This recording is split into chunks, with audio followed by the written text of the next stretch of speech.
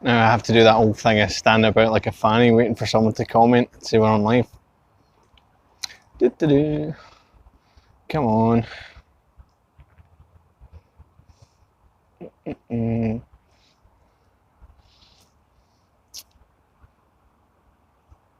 Jesus Christ, this takes like ages. I bet I'm probably live, standing about like an idiot. Same thing happened to me last time. Oh, this looks like progress. Hello! Right, brilliant. Looks like we've finally got people starting to come in. Brilliant, the stream is working, thank God. Better than last time, eh? So yeah, I think the whole idea is I'm going to try and take people around a few different spots in Glasgow, all mainly around the same area. Let me just flip this around because this is a lot more interesting. We are at Glasgow Cathedral just now. Look at that, isn't that lovely? A nice bit of building there. Nice bit. Don't make them like they used to, that's for sure. Right, hang on. I don't know, Mick, did you change your channel by any chance? If not, I'll look into getting that fixed. Hang on, maybe I can fix it just now. Make Mick a moderator. There you go. Hopefully that's fine. Is the sound quality okay? I'm using a little lapel mic, so hopefully that's okay. Right now we are at the Royal Infirmary. I'll maybe go to the wide shot. There's my mug. So a wee bit of wind going on, so I decided to use the old lapel mic, so sound is good, fantastic. Right, maybe I can set this up on the wee tripod while I read it. Okay, so I've actually brought a wee book with me, right? So I'll zoom it in a wee bit. I'll zoom it in a wee bit. Oh fuck, that's not great. Right. So my wee book's got some wee old facts in it about the place. So Glasgow's a bit of a funny place because compared to the likes of Edinburgh, for example, there's a lot more going on. As much as I hate to admit it, there's definitely a lot more going on in Edinburgh in terms of Gothic goings on and ghosts and such. Like, there's a real industry in Edinburgh for ghost tours and stuff like that, which really doesn't kind of have the same amount. Hang on 2 seconds, I need to turn this down slightly. It's freaking out a wee bit. Let's put it down to there. Okay. Hopefully nothing's dropped out or anything. It's just coming up giving me a wee warning, which is weird because the internet's plenty good here, but I don't know. Give me 2 seconds. I'm just very quickly going to fix that. Keep that. But next, quickly, I'll see someone in the chat. It was giving me warnings for some reason. I don't know why. The best connection I've ever had was when I was in like the countryside. It makes absolutely no sense. Hopefully I'll get a wee comment soon to say that everything's going all right.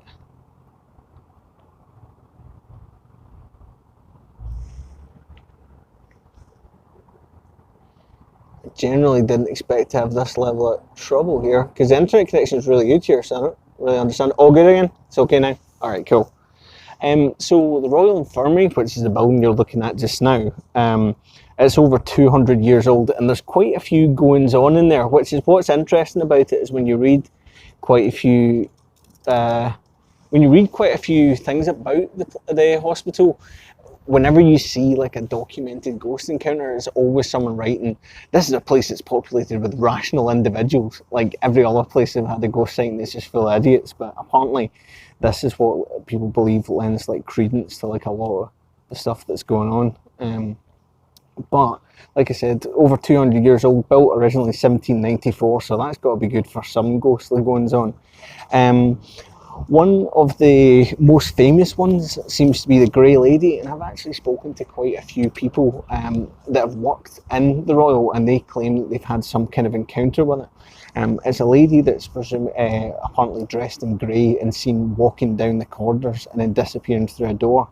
And it seems that like quite a few of the apparitions that people talk about in the place appear to people, and then whenever anyone confronts them, they disappear.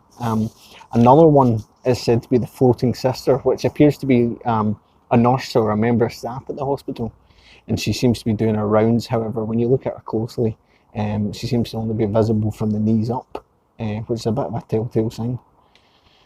There you go, guys.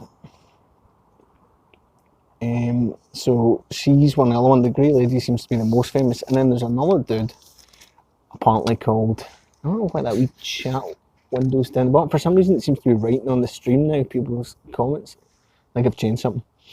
And another one apparently is a bit of an incident, and this apparently happened in the 21st century, so this is probably one of the most recent kind of documented encounters, so to speak, that apparently there was a doctor responding to a call for assistance on someone that was suffering from a heart attack.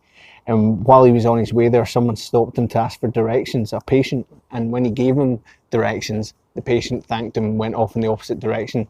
And then when he got there to help the person that was suffering from the heart attack, they apparently, it was the person that they'd given directions to, and they died of a heart attack. So it's a bit creepypasta, isn't it? It's a bit of a kind of a, and the man what was dead, what was the one what was in the bed which asked him for directions. So it sounds like a bit of a nonsense story, but the person that was involved with it does swear blind that it did happen. So that's the Royal. Over here is, like I said, the Cathedral, which is a pretty fantastic looking building, if I must say so myself. We'll hopefully get a slightly better look at it when we get up to the start. Don't worry about it, fault. Yeah, I don't know why I was having random connection issues at the start, but I don't know what that wee box is all about. Hold on. Is that what that is? Hold on. This is very unprofessional, I apologise for this. Hidden stream. Oh, weird. Okay. I don't really know why it's writing on the thing, but I guess it's something I put in, but it doesn't really matter. Anyway, so we'll head our way round to one of the next spots. Up there, actually we should be able to see some of it from here. Up there, which I'm hoping to still be able to get into, usually always can, is the Glasgow Necropolis, which is it's an absolutely massive collection of mausoleums and stones that with some 50,000 odd people buried into it, so it's a pretty substantial complex. Now when we come round here, for those that aren't in the know, let me get around here, there's a gate here that they usually lock after a certain time of night, and that's what stops you from getting in. However, unless they've changed it, which they hadn't done when I came in the other day, but no, my luck they will have. If you know about local knowledge, there's actually a way you can get in pretty easily, so we'll go and check that in a minute. Anyway, come round the corner. Let's quick look at the Province Lordship. I can do actually. I was going to try and head back down there when we come back from the what do you call it, when I come back from the Necropolis, but I could do it just now if you want. Actually, maybe makes sense. Seeing as it's just over the road. Right, let's go and check out. Oh, there's a nice wee model there.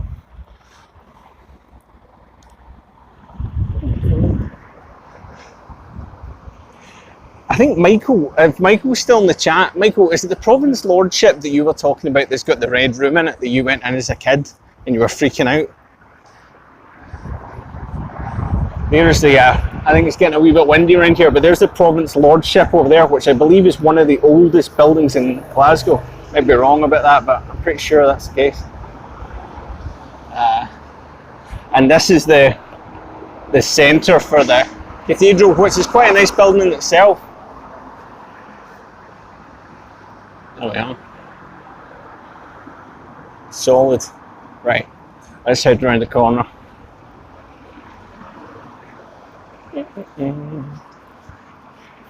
Yeah, funnily enough, in the Necropolis, for some people may know that it was actually a place that we filmed a short film in some time ago, and there's one of the particular vaults that's in it used to have this big circular opening. It was great, but when I was filming I dropped a lens cap into it, which no one's ever really let me forget for being so stupid, but after going back recently I discovered that actually they've like bricked it over. It's closed now.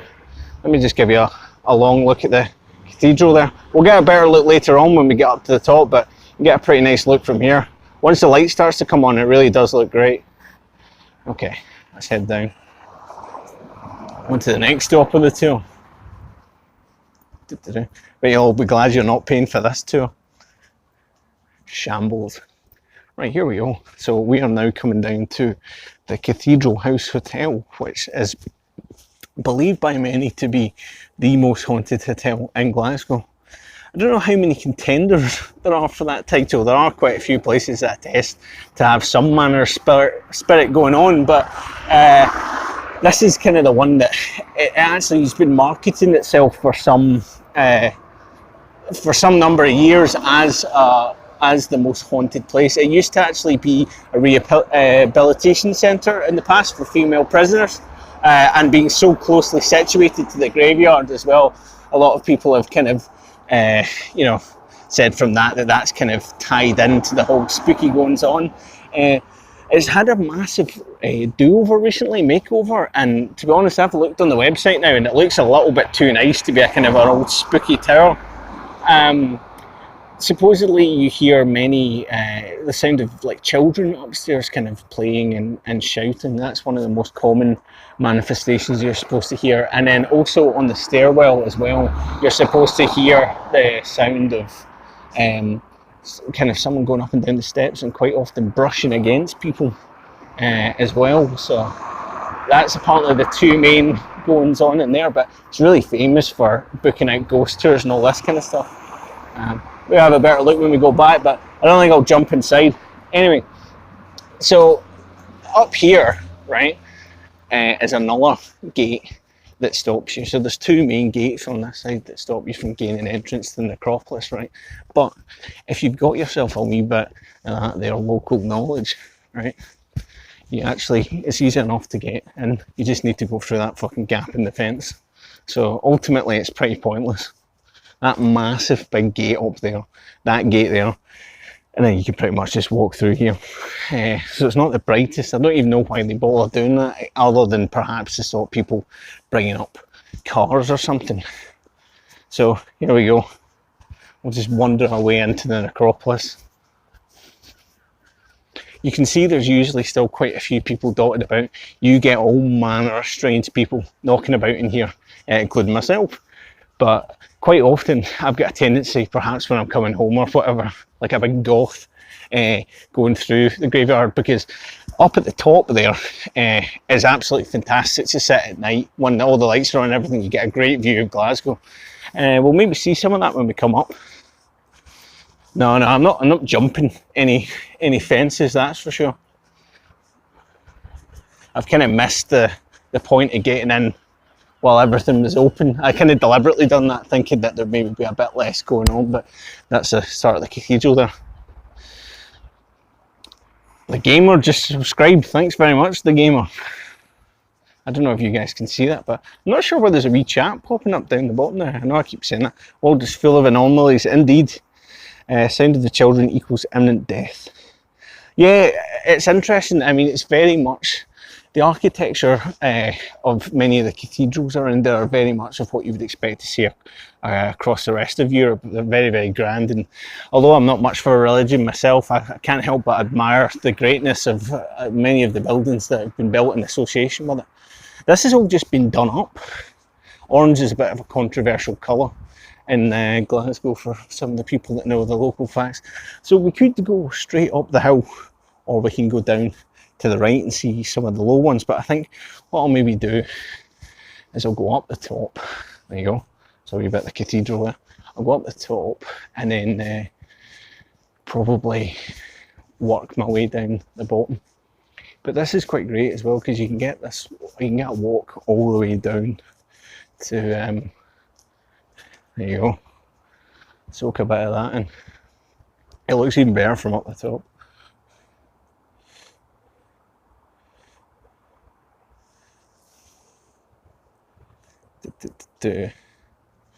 Right, let's head up.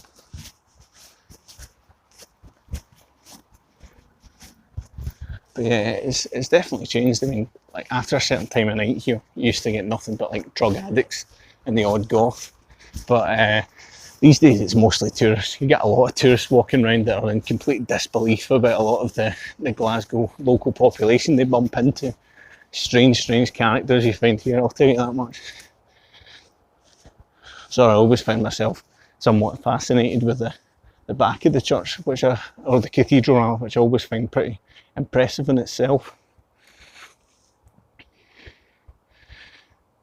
generally do need to get myself a... This camera, this phone was pretty good when it came out, but the front camera on it's an absolute shiter. But I found when I've been doing the streams it's a bit rubbish, so I need to get my hands on something a little bit beefier for the ongoing ones, but you get the idea.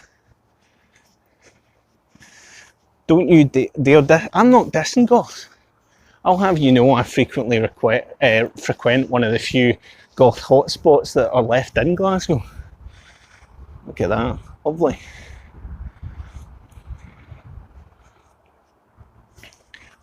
Ah yes, that's right, Wee Willie Winkie. A kind of children's nursery rhyme-esque fable that most people won't know, but what is it? Wee Willie Winkie runs through the town, upstairs and downstairs in his nightgown, crying through the windows. What's it called? Through the windows, crying through the locks. Are all the children in their bed? It's past, don't know, is it 8 o'clock? The family plot of Pinkerton, who set up the FBI. Thank you very much, Simple Minded, for being here. You've managed to add in some additional factoids that I didn't bring too much about the necropolis with me, actually. I just thought mentioning the fact that Ghastly Tales had filmed here before would be information enough. And there's a view down to the bridge there as well.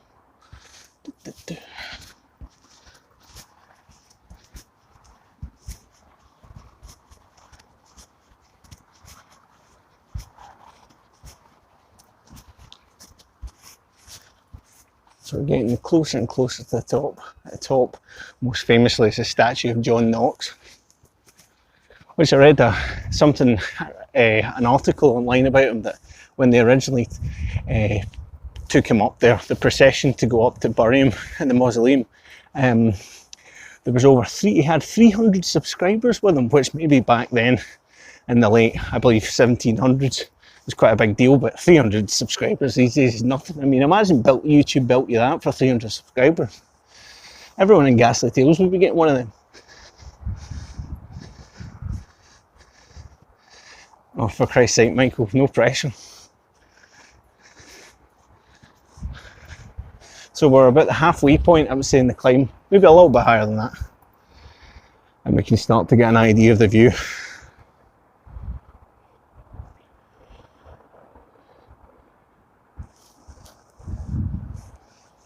Many of the vaults are actually quite sealed over. You really can't get a very good look inside.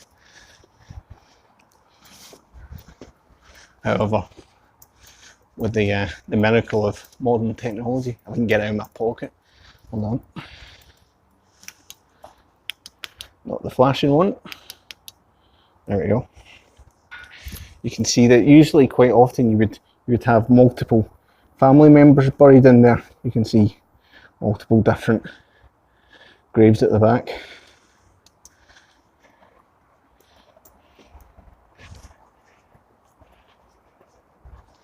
Oh, but yeah, I just think it's a fantastic place. So basically, the history of the necropolis, I've actually got my wee book which I'll read at the top, but it all came out of the fact that originally it was the church that buried you, and when kind of population started to get to the point where the church couldn't handle it, in conjunction with the fact that also a great many people were abandoning religion, it got to a point where there was a great many people needed buried that the church couldn't do, so they had to change the law so that people could actually be buried for a price. You could be, privately buried by paying for it, and that's where that came about.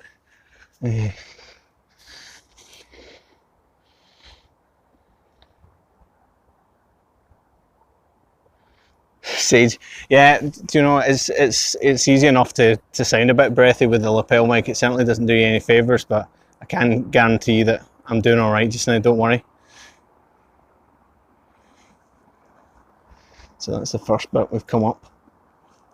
That wee bit there, actually, there's a clip actually in the Phantom Process, that film that we made, that we've got like a little kind of group of all the little phantoms with their heads sticking out there. That's one of the sites that we'd use for that.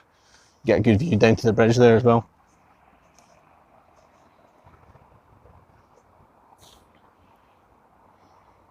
Yeah, Sage, unfortunately I would probably say I'm a model of health in Glasgow, unfortunately. I'm probably going to live past the age of 36.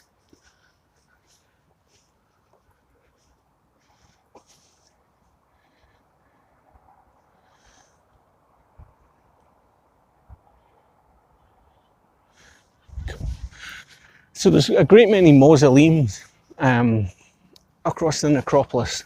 They're very, very grand in their construction as well. One interesting thing is, although there's over 50,000 people, or it might actually be almost bang on 50,000, I think they stopped at a certain point because it got overcrowded, but a great many of the bodies that are here actually don't have gravestones just because of the sheer volume of them.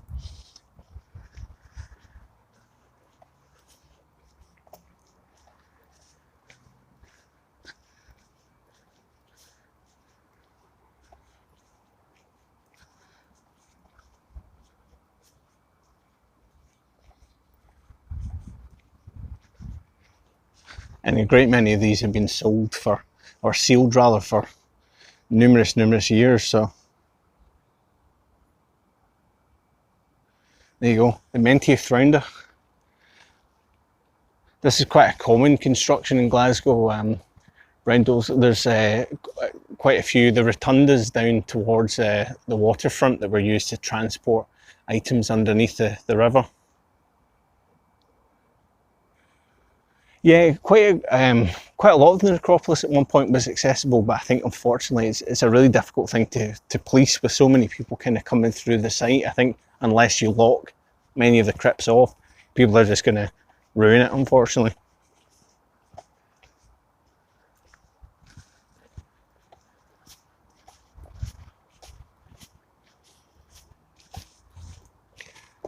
Now, one of the famous ghostly goings on in the necropolis, there's surprisingly few, believe it or not, considering the number of people that are interred here, is I believe it's up over the back, there's a mausoleum with the statue of a woman on top of it, and basically that is the marker for 2 women and a man that were killed in a tram accident, I believe in 1932.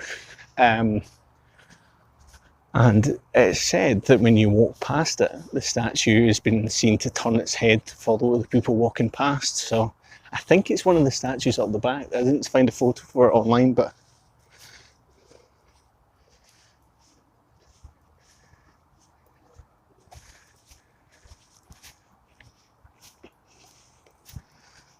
can't believe you're on here farming for sympathy, Mick.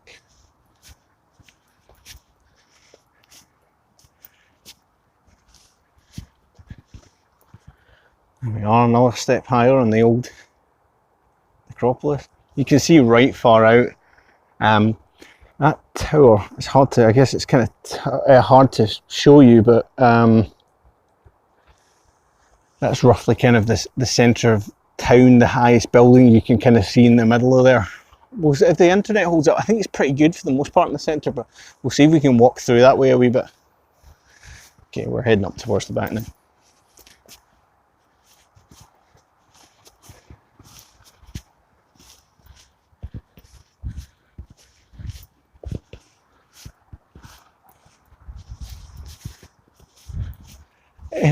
Is Sir Charles Tennant, is he the gentleman sitting down over there at the back? Is that the correct one?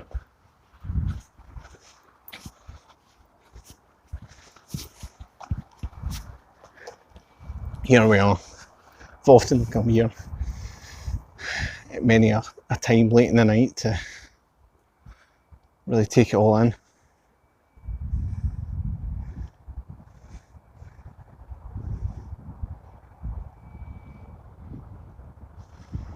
And there's the cathedral there, leading over to the Royal Infirmary there, the hospital that where I'd mentioned all the ghostly goings on. It'll probably be about another half an hour to an hour before it really starts to get dark. It stays a lot lighter in Scotland than it does in the rest of the UK. But I mean, when it gets towards the summer, it usually doesn't get dark until about 11 o'clock, and then maybe properly dark about, or starts getting light again, or is light by about 4 AM. So you get the idea of just the volume of stones that are here, and like I said, a great many people actually aren't represented at all.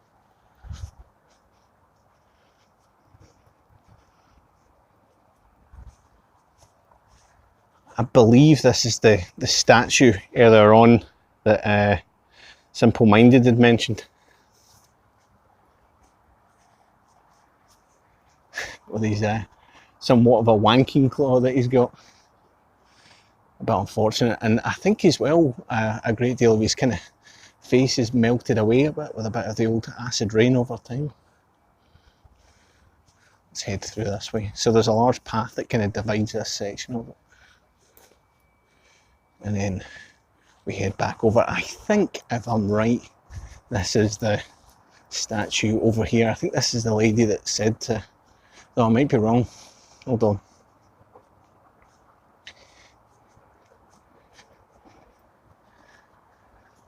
Yeah, Scotland's definitely not a place to live if you want year-round darkness. However, I would say if you live in the countryside, when it gets dark in Scotland, it gets pitch black. I mean, you can't see your hand in front of your face.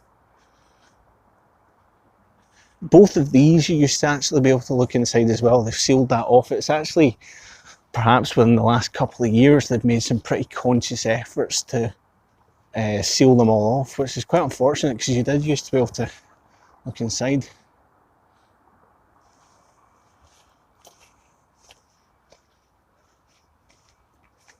But even some of the smaller ones are very ornate, not just the mausoleums, I mean the stones themselves.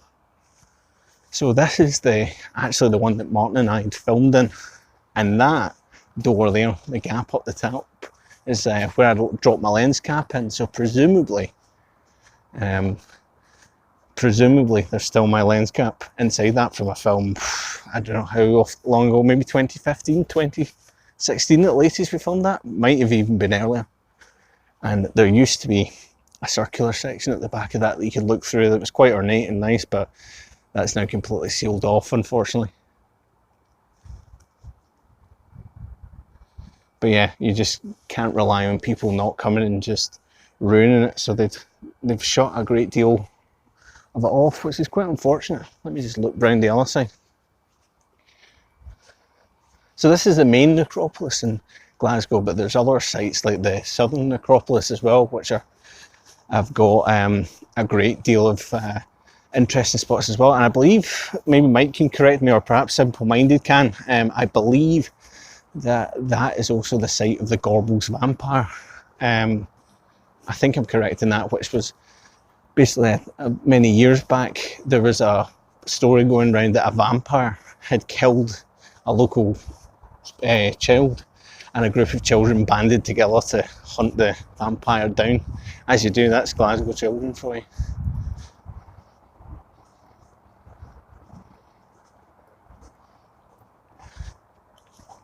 Slaughtered by ghosts. Is there any actual documented cases of people being killed by ghosts or poltergeists, other than perhaps being frightened to death? Unfortunately, rather than ghosts, you're more likely to just find two junkies shagging here, unfortunately.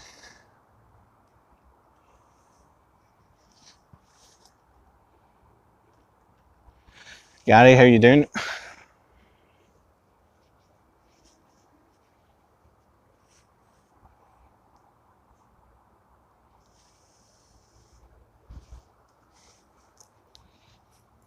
There are a few other sites of interest in Glasgow, but as I said at the start, as much as I hate to admit it, Edinburgh definitely has a lot more to see from a kind of spooky perspective. A lot more documented haunted sites. A couple of the other well-known ones are the Theatre Royal, which is a theatre up in the kind of centre of town that basically is supposed to be haunted in the upper rows by a cleaning lady called Nora, who apparently it had been her dream for many years to get onto the stage herself. And this is documented. I believe she was actually, she did become a performer, but on her first performance she was laughed off the stage and she subsequently hung herself. And as a result of that, a great many people say that you can now hear kind of clamorings and moans from the upper circle that they believe is her restless spirit.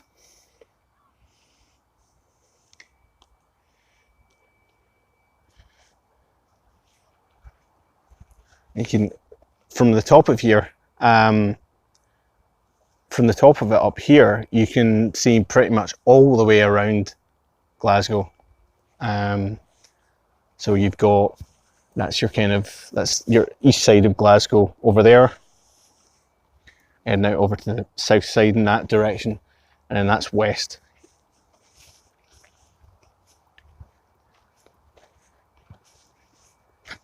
Yeah, I know. Could have quite easily just been a couple of staff members filling up about up the top. But it's a lot better and there's a lot more interesting to market it as a haunted cleaning lady. Or being haunted by a cleaning lady. I don't think you'd actually get a cleaning lady that was haunted, but then again, I don't want to limit anyone.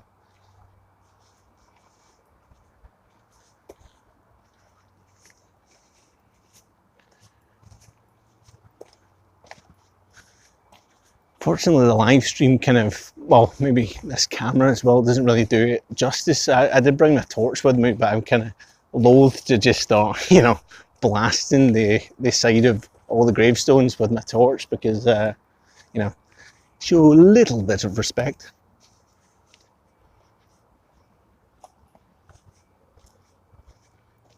Is it quite intense? I can move the lapel further down, or I can just breathe away from the camera, whatever you prefer, but I mean it's like right underneath my chin, so that might be why you guys are hearing it so much.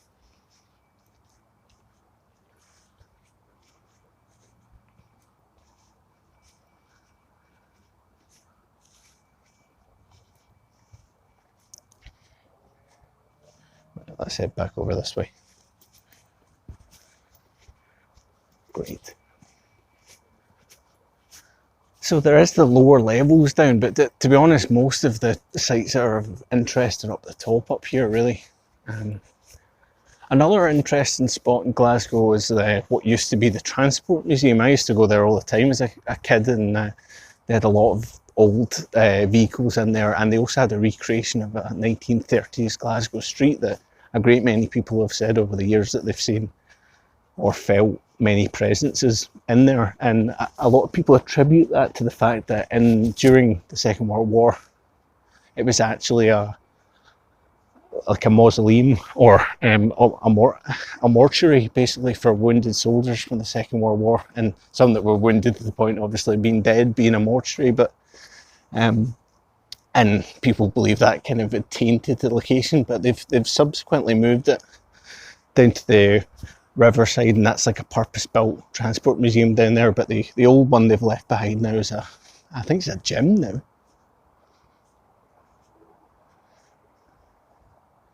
Do a spin, can do. Just let people soak that in for a few minutes.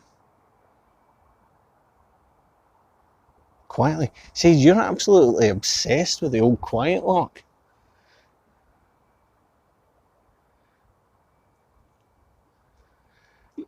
Yes, over the Kelvingrove Transport Museum.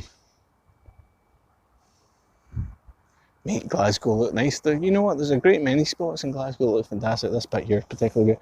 Maybe if I stick onto the wide angle.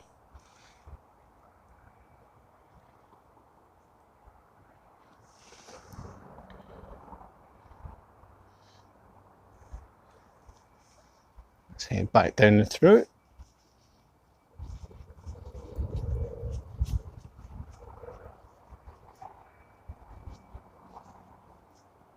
No, the one I'm talking about is the one that was at Kelvin Hall, the one that had the recreation of the 1930s Glasgow street in it. That's the one I used to go to when I was a child. And that's supposedly the one that was used as a graveyard, or mortuary rather. We'll head down the other side here. Well, the tramway, was that the Transport Museum at one point? That's quite a bit further away. It's over on the south side, the tramway. I certainly wouldn't have been to that if that was ever the Transport Museum, probably before my time.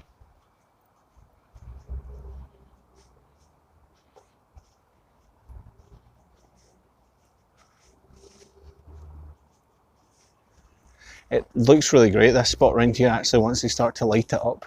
It's a shame, actually, there isn't more lighting in the necropolis themselves, but I think a lot of that is really just to prevent people from, you know, trailing up here. But the whole kind of thing's a bit ridiculous, really. They put the kind of fence up to deter a couple of people, but for the most part, if you know what you're doing, and like I said, that little gap there, very easy to get in if you want to.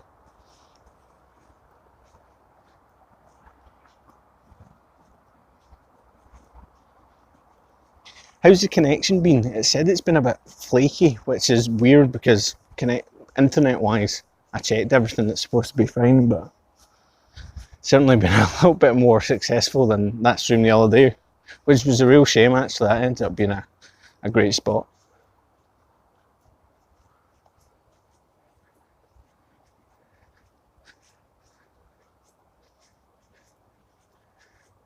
I think if I pitch a tent in the city centre, Mick, I'll get arrested. And I don't just mean that in the sense of pitching tent in the crude way.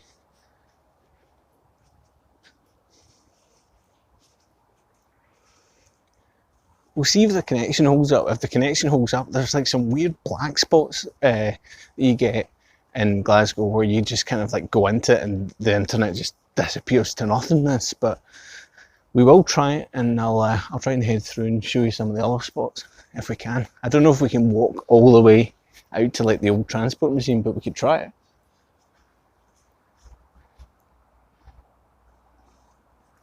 Drop down for a couple of seconds. Hello, Picamp. Or is it Pika MP or is it Picamp? Not sure yet. Jury's out on that one. I'll maybe flick it round for a minute. Not that anyone really desperately wants to see my pudding, but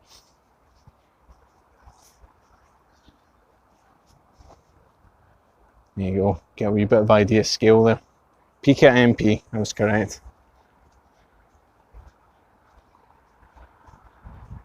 Okay.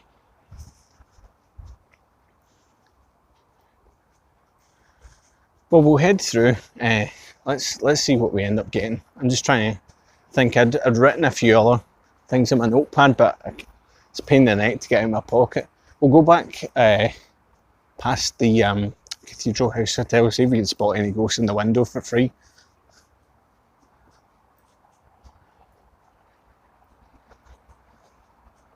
I'm not sure how much it is to stay there, but a few of us have actually considered the idea of going and actually kind of spending the night in it, because we've all got our own thoughts about paranormal investigation here at Ghastly Tales. There you go.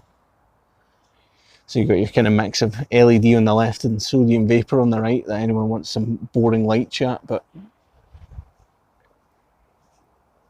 the orange lights are really harsh, kind of, for the longest time, like all the street lighting used to be orange, and it's pretty grim. Certainly creates an atmosphere though, that's for sure. But yeah, we talked about the idea of potentially all trying to stay at the hotel, like for a night, and see if we kind of, I don't know, anything happened, as unlikely as that is, but it seems really difficult to book, so they must be doing quite well, so that's good.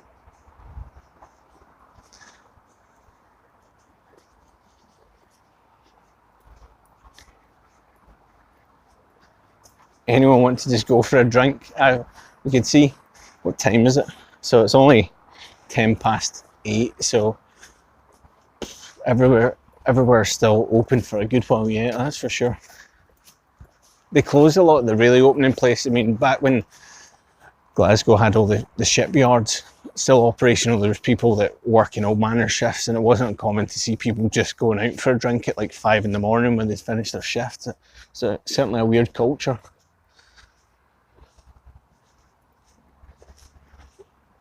Another good angle of the cathedral. Really dramatic once they put the lights on. Cool. And this building here, which has kind of been derelict for a great many years, kind of bricked over, always seems like a terrific waste, because it's a nice little building. But I mean, there will still be plenty of weirdos out there that would want to live in a place like that. And we're back to the haunted hotel. Alright, anyone spotting any ghosts? I'm not seeing anything.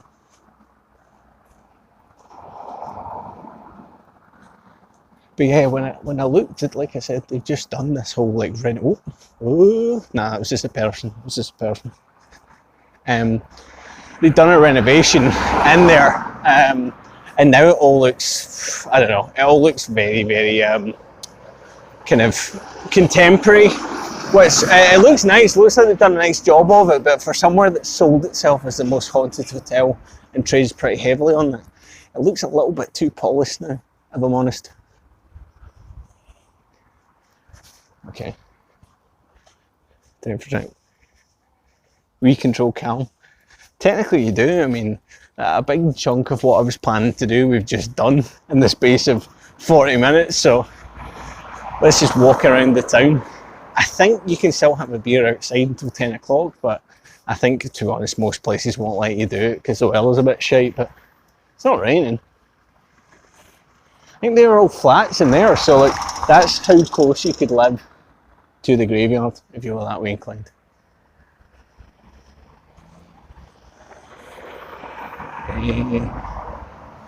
Can't remember if we can go through there or not. I think they're all public toilets. There used to be a lot of public toilets in Glasgow that they've all just shut down now. So I think pretty much just need to go in and pretend you're a customer in the shop even if you aren't.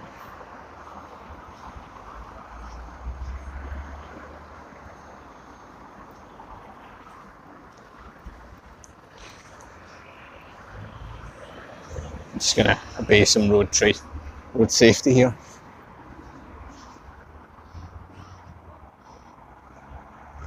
Oh, there we go. Green man. Fucking tell this guy. Slow down, cunt. Here we go.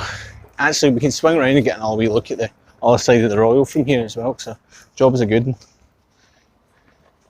Police box. Oh yeah. There's quite a few of them dotted around the city.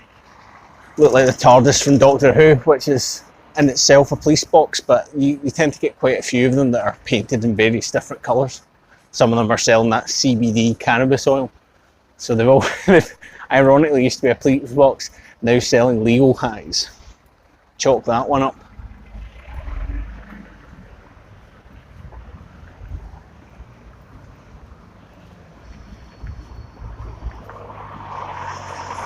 Just read the chat, I've been narrating it a wee bit. Yeah, Glasgow, famous sea districts in place. Sorry, it definitely makes you ignore the chat a wee bit, the whole walking about thing, but it's quite enjoyable. We get a nice proper wide shot here of the Cathedral there on the right and the Royal on the left. Traditionally red in Glasgow, well that would make sense as to why they've repainted it in the red.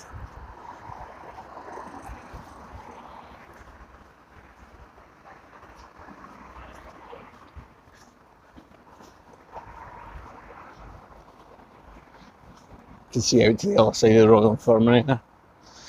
So we're actually walking along now towards Studentville because there's fucking millions of them at the moment, because we have what's called freshers here, which happens kind of at the start of September, where all the students come in to basically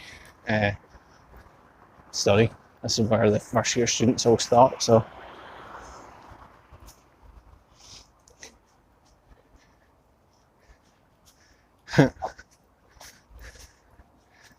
misplaced it.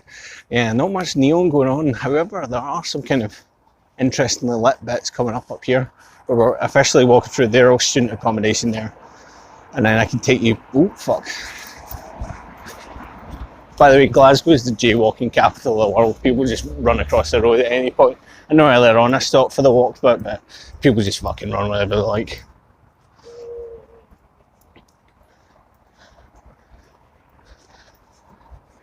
On the rain front, it is a little bit stormy over there, but I don't know whether or not that's going to hit me. No, my luck it will, but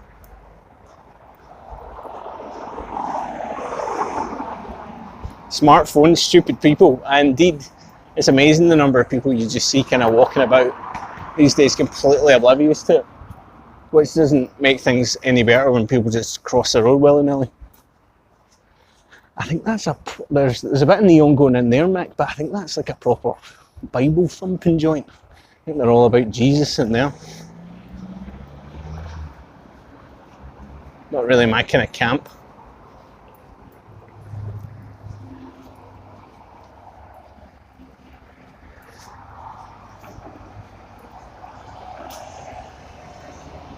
Do you know what, it's funny actually, we could probably run some kind of swear jar on stream that kind of filled up as I swore, but it just fell too quickly, it just take over the entire video.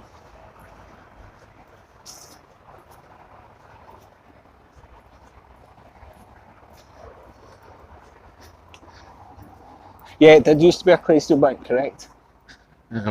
Yeah, New York, bad for jaywalkers. I saw it in that documentary, The Midnight Cowboy. A lot of jaywalking in that. So these are the first buildings over here on the right for Strathclyde University, which is one of the biggest ones in Glasgow. Possibly the biggest university after Glasgow University, but I'm not sure about that. Google would tell you.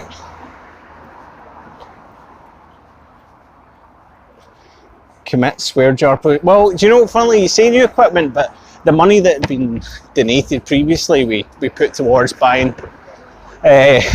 It went towards paying for like half of the boat that we bought for the last thing, so that was really appreciated. All the people that had donated before, we chucked that into buying a boat, as you do, which we used to sail out to the island and then not do any streams for people, unfortunately, but we still did that video for those that have seen it.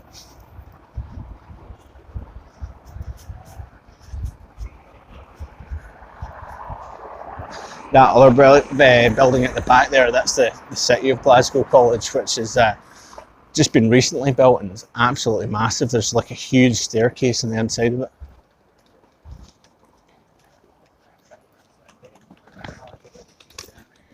Oh, you know, it's a bit of a funny thing actually, because you get like tons of people walking around these days, you know, like on FaceTime and all that kind of stuff, but you can't help but feel a little bit self-conscious when you're doing it because you just look like a fucking lunatic. And this is a city that's known for lunatics kicking about, so it'd be interesting to see how people overall react. I think most people are fucking stuck in their own wee world, so they don't really care.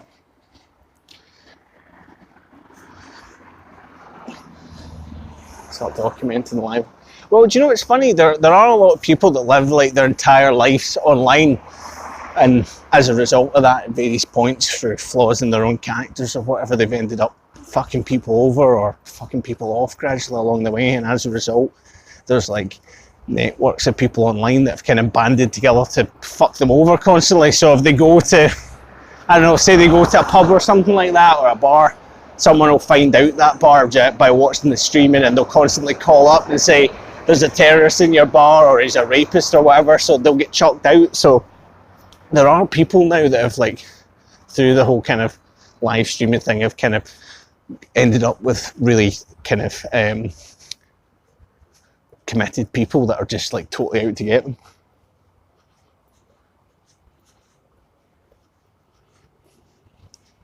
There's a brilliant video clip on YouTube of a guy doing Pokemon Go in the park, and I can't remember, it's a park in, it might be one of the biggest parks in New York, but anyway, he's going through the park in New York, and you can kind of see this guy following him, and then all of a sudden the guy just like runs in out of nowhere, punches him, grabs his phone and everything and runs off, and then you can see the whole, like, you can see like the camera shaking about because he's carrying the phone, but he's screen recording at the same time, so you can actually see him on the face cam kind of like running away, and then at the same time, because he's like doing the screen recording, you can see him like actually going into the settings and manually like resetting the phone. It's pretty depressing for the guy.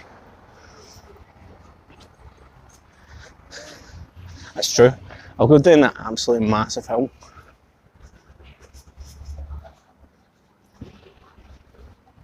Doo-doo.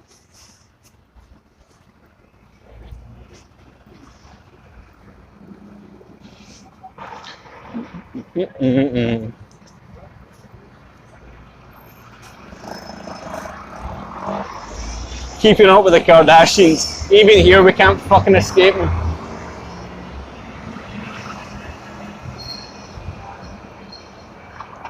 Right, let's take a left. We'll go down the big fucking hill.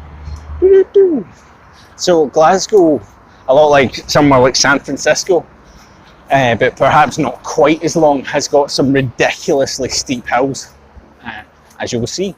Actually, Glasgow has ended up being the basis for a few cities in America. I'll take you down to, if we can get down to George Square, which is in the middle of town, was used in the film World War Z as a stand-in for Philadelphia. Glasgow actually, and Scotland in general, gets used as stand-ins for America quite a lot, just because we're cheaper. But yeah, this isn't even one of the steepest ones. There are steeper, but trust me, this is a bit of a pain in the arse, especially if you're trying to do a hill start. And there's a bit over here, the steps. I'll maybe try and go over it. The steps here, when it snows, they tend to set up as a kind of like freestyle, like snowboarding setup. I think actually I need to go down the, no, actually, I can go this way.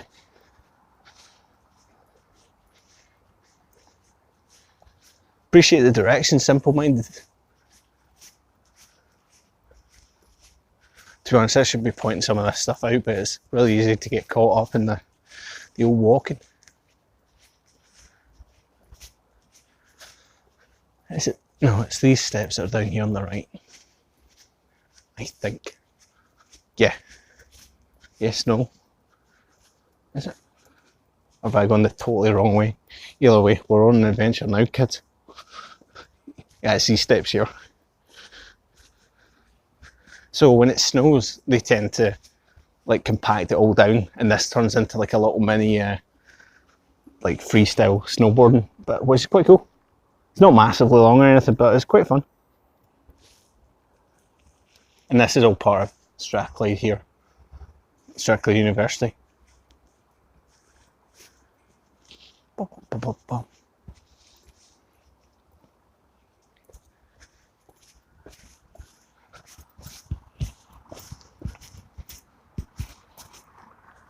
I might try at some point to do a walkthrough of Edinburgh as well, because Edinburgh has a lot of places that you can kind of go to on the old horror trail. I mean, there's people that make a fair bit of money doing ghost tours around Edinburgh. Usually if you go, particularly like a tourist season, like the Fringe, which the art festival that was on last month, you can't move for them. There's so many ghost tours operating, it's unreal.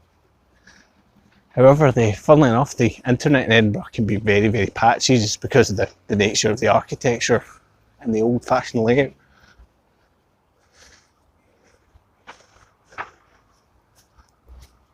Right, let's head down the hill.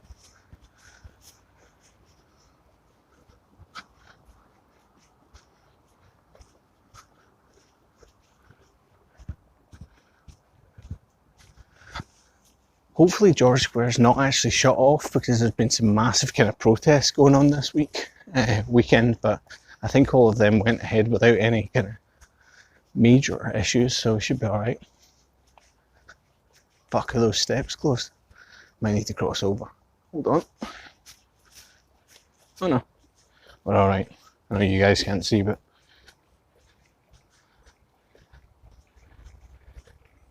oh, Glasgow is definitely not one of the grimmest cities in Scotland, that's for sure. There's a lot of really fucking grim places in Scotland. Glasgow's changed a great deal from, you know, like, there was a point in the 90s, actually 1990 itself, where Glasgow was simultaneously the art capital of Europe and the murder capital of Europe. But long before that, the gang culture and everything in Glasgow was really serious. It was a rough town. Compared that, you know, combined with the fact that there was a lot of shipbuilding and kind of heavy industry going on, there was a lot of real fucking hard nuts living in the city, and as a result of that, it became a very, very brutal place. But that's largely died out, and I think a lot of the violence really kind of occurs on the outside of Glasgow now, I would say, not so much in town these days. The odd thing still happens. I mean, there was a guy that got garroted not that long ago, but generally speaking, it's a lot better than it used to be.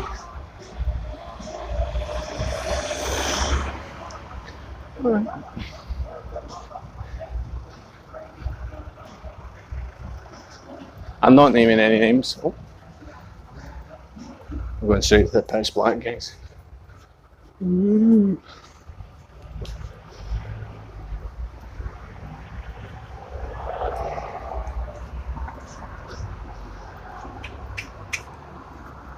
Oh, Green Man, yes. This is where it's probably going to become a lot more obvious that I'm walking about holding on to my fucking phone and talking at it without looking at it. Like a totem now.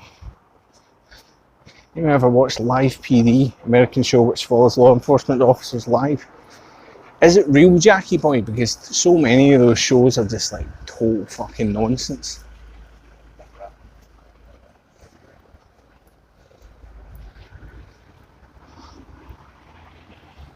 John Logie Baird, inventor of the old television, or indeed a large exponent of it. I know as well we've got Alexander Graham Bell that was supposedly the what do you call it, the inventor of the telephone, but I know there's a very much a grey area around that about whether or not he actually stole a large part of that invention. I also read the other day that if you remember the old Uncle Sam recruitment posters from back in like the Second World War, the actual guy that they used for Uncle Sam is actually of Scottish descent. I think his parents were Scottish, from Greenock I believe, which is a shithole. If we look here on the left, we might need to go around the other side to do it. This is where the thumbnail comes from. Actually, I think we can still walk through it. We can't.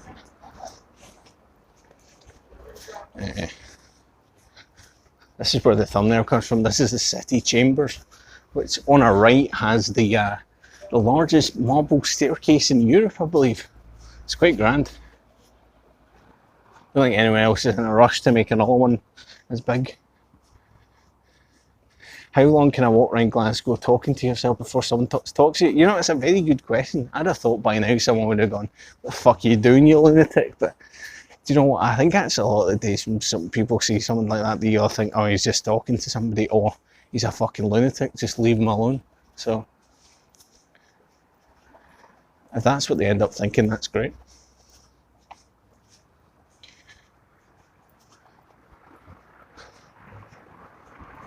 I believe it was either Fast and the Furious or 7 or 8 that they filmed down around here. I mean, it's really a hotbed of film activity.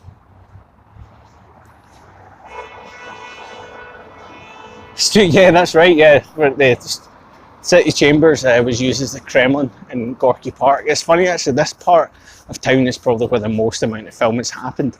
This bit along here is where they ended up filming World War Z. Here, and this stood in for, I believe, Philadelphia, a street around here. George Square's changed a lot as well. This building up here used to have the one up here on the left, used to have a massive banner on it. They used to run like film ads and stuff like that. And the building was kind of unfinished for a great many years, and the guy was kind of holding off actually finishing it because of the fact he was making so much money from the banner, but eventually they forced him to do it, but it's turned out pretty nice.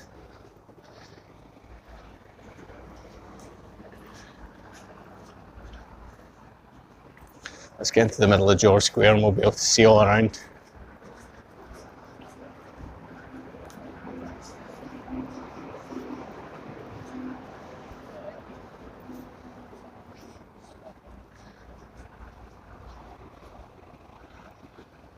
Oh, nice Green Man. We're looking out today.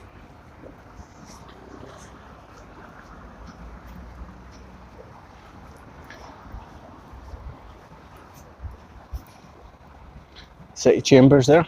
We'll get a better view of it when we get to the middle.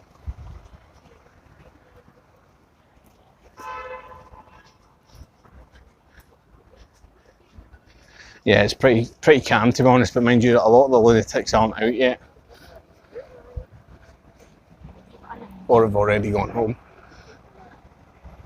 So there's the two famous lines. The one on the right is Glas and the other one is Go. These two lines founded Glasgow back in 10,000 BC, and they both worked together. These are the only two lines that ever existed. After that they went off and founded Japan. So there's a wee bit of history for you there. There you go.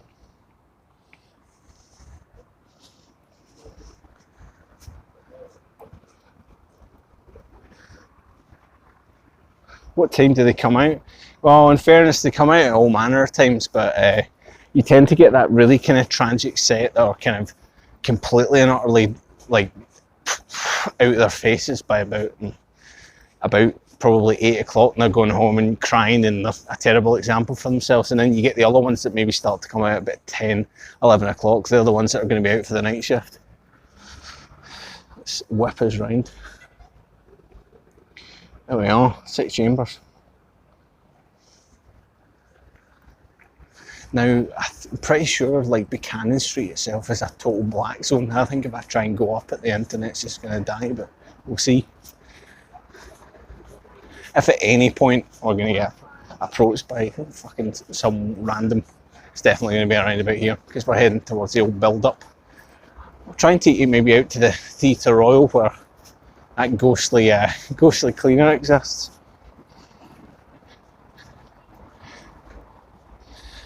Well, like I said, there's been some massive protests in Glasgow against the fact that they've been trying to stop sectarian marching. There's kind of like 2 rival football teams in Glasgow that are both on 2 different sides of religion, and it's kind of been used for many years as an excuse for violence, unfortunately. So there's a kind of a hope that there's a bit of a kind of a debate going on at the moment, to try and see if we're going to cancel these marches altogether, because they always just descend into violence.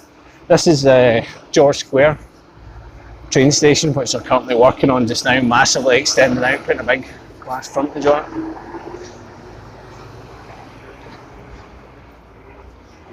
Let's see if we can go up here. Like I said, the internet might die in its arse, but who knows.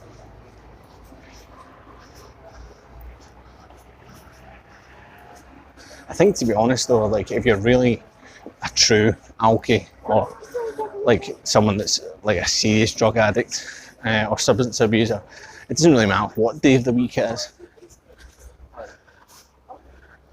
Though I did used to know someone whose dad was a functioning heroin addict. Like he would come home from like his work, say hello for a bit, and then go upstairs, blast a bunch of heroin into his arm, kind of gradually mellow out over the evening and go to work the next day, then rinse and repeat. So it was a little bit strange. It's like you kind of, once you got older, you kind of worked it out, but when you're younger, you're like, when does your dad disappear upstairs with a teaspoon?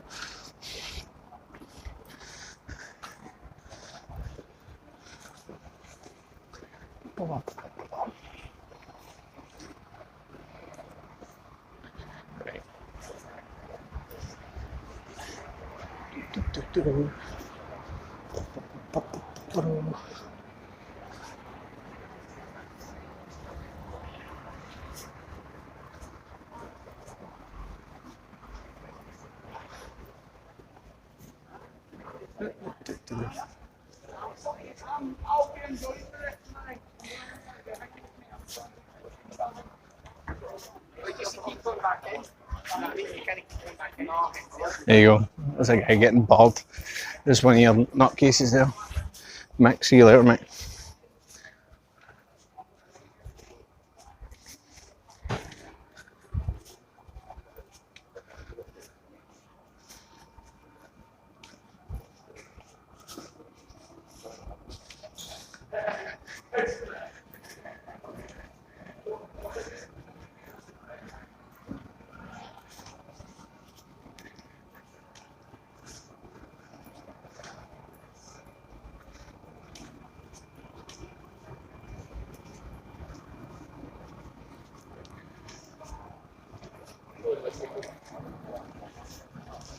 What you guys actually couldn't sample there is the fact that that like lane back there absolutely stinks of piss.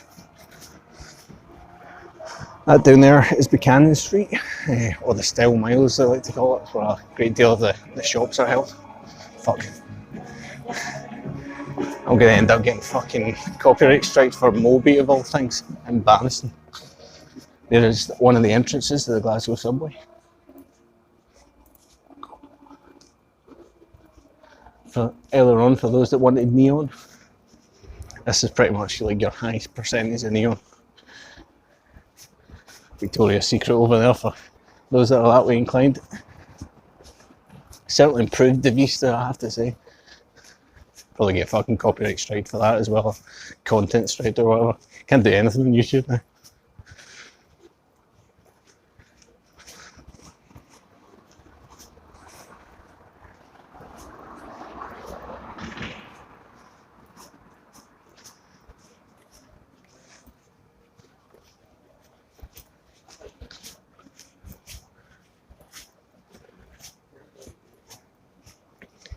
this bit up the top, the Royal Concert Hall. I remember at one point coming back here, it must have been like 3:30 in the morning or something. What? Buchanan Street Station, the bus station. Aye, let's go up, see if you go up there, that way, mate, and then take a left up that way. No far, mate. There you go, helping people out. Yeah, the concert hall up there, I remember I was coming on like one night at like 3:30, and there was a guy just like standing outside it, like doing opera at the top of his lungs. And you kind of went up to him and it was like, how you doing? What's up? And he was like, basically, apparently, he'd been trying to, he was kind of saying that he was too good for them, but basically it transpired that he'd been trying to get into the opera house for fuck knows how many years and they never accepted him. So he just would come out every night and just belly his lungs out. Strange guy though.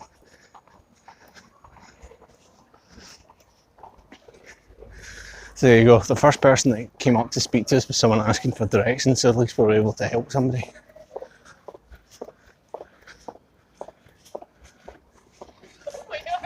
I probably actually sent him like the longest way around as well.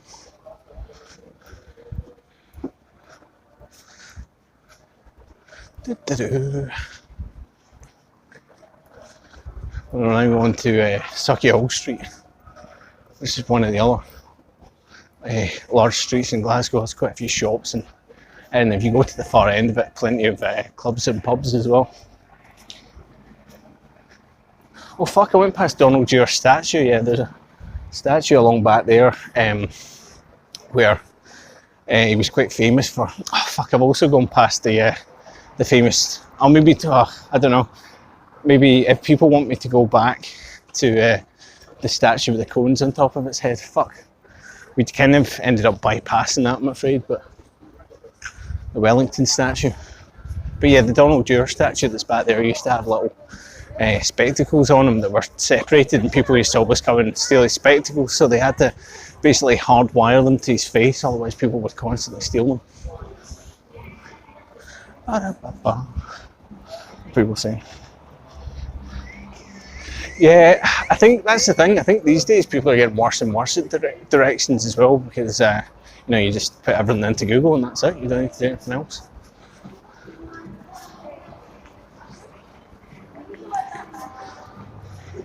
Take a turn up to the right and go up to the what do you call it? The Theatre Royal.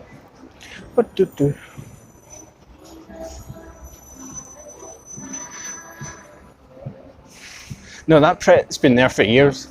The only scariest thing about Pret is its fucking price. Shocking. This new Lauders, however, is new, which is reopened after one of the clubs next to it burnt down, and this entire street was locked off for months. And there's a lot of people that believe it was like an insurance job and stuff like that. Hard to say, but either way, a great deal of this street was closed for ages. What you're looking at up there is Europe's tallest cinema. So, couldn't make the biggest one, or no, actually, no, not even Europe, sorry, the world's tallest cinema. So, we couldn't make the biggest cinema, but so we went ahead and made the tallest.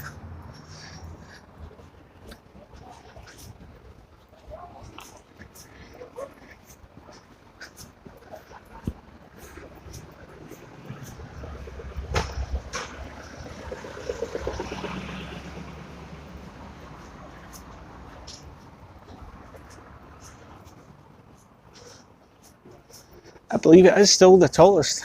It's definitely not the biggest. Like I said, there's bigger ones with way more screens and stuff, but certainly still the tallest, because I don't think that's something many people are interested in breaking.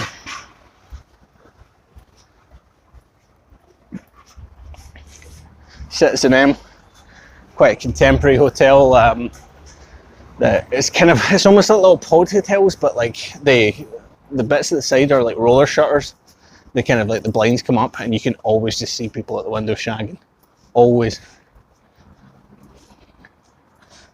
It's a proper hotbed for sex pests, that hotel.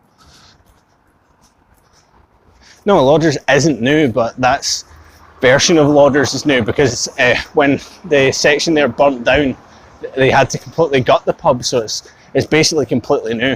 It's in the same spot, but it's a totally new pub.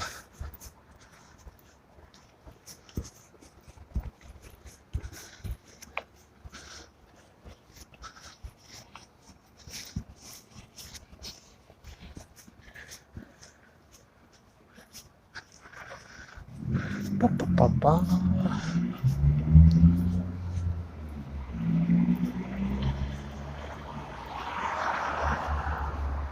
All of that there's like kind of really funky meeting space. I've had a few meetings in there before. It's definitely a place you go to if you want to try and impress someone and you don't have an office of your own.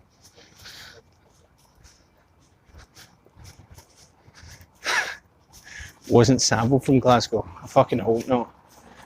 Don't be trying to wind me up. Might need to cross across here actually to get a decent look at it, but this is the Theatre Royal that I'd mentioned before, where the cleaning lady had ended up doing a performance.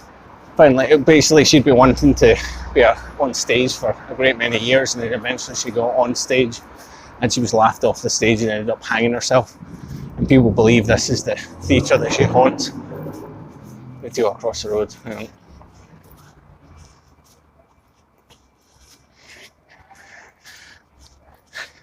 on. No casting aspersions, Jackie. Cross over it so you can see it better. Oh, it's not lit up tonight, but when it's lit up, it's a pretty impressive building. It's changed a lot over the years. They built this massive section on the end of it. That's kind of part of the original building, and then all of this on the side there. Part of me kind of wants to put my torch on it, but it's probably like, is it a little bit antisocial? A little bit antisocial. Hold on, see if it works. Fuck it, don't want to flash any cars. Right, set it up this way. The Exorcist, yeah, there's a stage performance of The Exorcist going on there. I'm not entirely sure what that means, but there's one of your old Glasgow tower blocks. Not particularly great to live in, but I always think that the ones right up the top must have a pretty impressive view.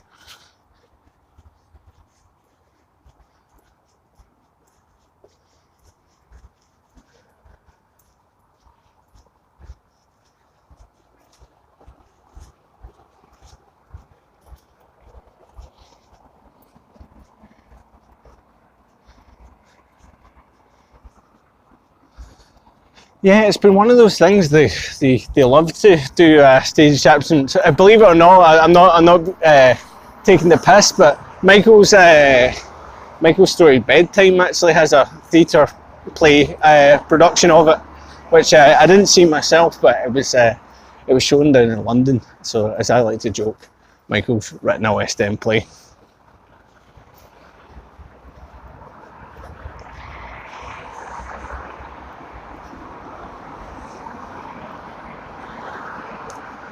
So we'll see if the internet holds out. If we can, I'll take you up along to Kelvingrove and I'll show you the old transport museum where the other ghostly goings on apparently happened. This area around here has changed a lot. This is Cowcaddens that used to be like a massive drug capital in Glasgow, and serious amounts of junkies.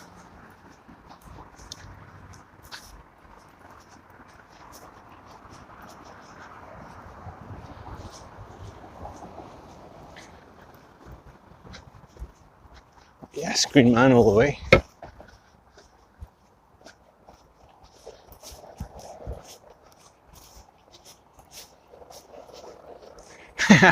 That's a good point. Do you know, it's actually been the longest time since I've been to anything at the Oranmore. I used to go for gigs all the time.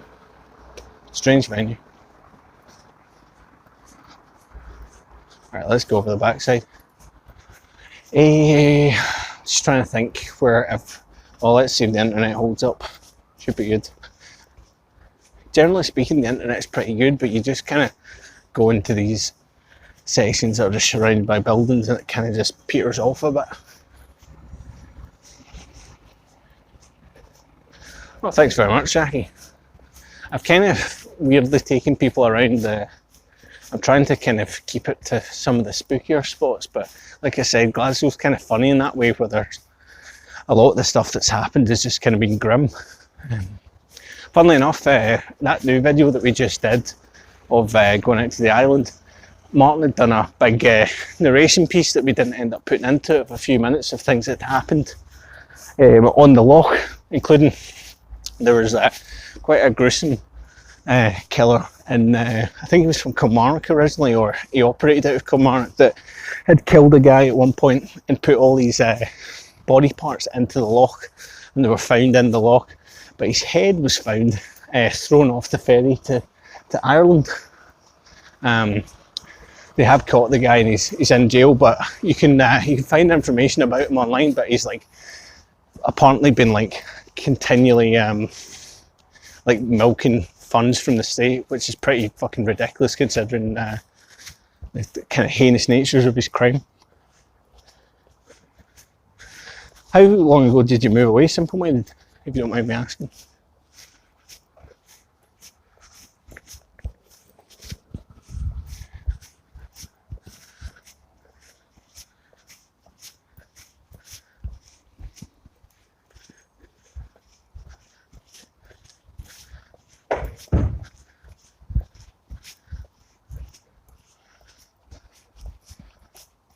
7 years. I'm just trying to think what's happened in 7 years. A few things, unfortunately, of course. Up here to the left is the old Charles Rennie Mackintosh Art School, which unfortunately, due to fucking criminal negligence, burnt down. Fantastic building up there to the left, but there's no point in going up there. It's all just sheathed in scaffolding, unfortunately now. Glasgow's Chinatown down there, which is really not much of anything. Actually, you know what, I might just go down there quickly. Yeah, it kind of burnt down originally. The reason it burnt down originally is because the story I've always heard was that they were doing an art show back in the day, and basically what had happened was one of the students had basically encased a projector in some foam, because they believed basically they believed that the acoustics of the projector were affecting their performance art, their piece. So basically what they did was they encased a projector in foam, and then obviously projectors need to be well ventilated, and it just caught fire and it burnt down a huge section of the building. The building's fantastic. I recommend anyone try and find some images online of the old Rennie Mackintosh Art School. But huge sections of it were wood and was damaged by the fire, but it wasn't irreparable. And then basically what's happened since is they started the process of repairing it, and then there's some belief that the contractors were over budget, or they weren't going to be able to deliver what was promised on, so there's a belief that they kind of sabotaged the repair process, and then unfortunately it burnt down again, and the second fire was just unbelievable. It was like a maelstrom. I remember going up to see it happen kind of, I think it was like towards midnight. I remember going out seeing it. I've got actually a little bit of footage of it. I don't know if it's still on the phone, but it's definitely on the channel somewhere of it, and it's just like a raging inferno. But that unfortunately destroyed the last of the building. Currently on the toilet, sat watching. Well, do you know, that's the beauty of the modern world, isn't it? Entertainment wherever you go. There's a snooker hall upstairs, but I don't know whether or not it's still operable. I don't think it is. This Chinatown restaurant here used to be fantastic. They used to do a buffet where it was about 18 quid or whatever, and you could order as much as you wanted off of any part of the menu. And I think they stopped it because greedy bastards like me were coming in and ruining it, but it doesn't look anything like as nice as it used to inside. It used to look fantastic. There was a huge fish tank, but apparently one of the big problems that a lot of these restaurants have these days is that the new generation of kids that speak either English and Cantonese or Mandarin, or perhaps all three, are really hot commodities, and none of them want to work in a restaurant for minimum wage, so they really struggle to get new members of staff.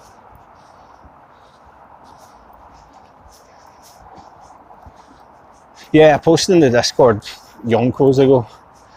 Thanks very much, Jackie boy. There is actually a video on an old channel that Michael, myself and Alan used to run, called Daily Shifty Bun, where we actually went to this Chinatown, and I think it's called A Bun Day Out. You can probably go and find it if you're that way interested, and it shows some footage back in the day. But all the materials for this archway, I believe, were actually brought across from China itself. So, and every year when they have the what do you call it, when Chinese New Year happens, they have kind of a thing going on. There you go, finally using my torch to not much aplomb. But yeah,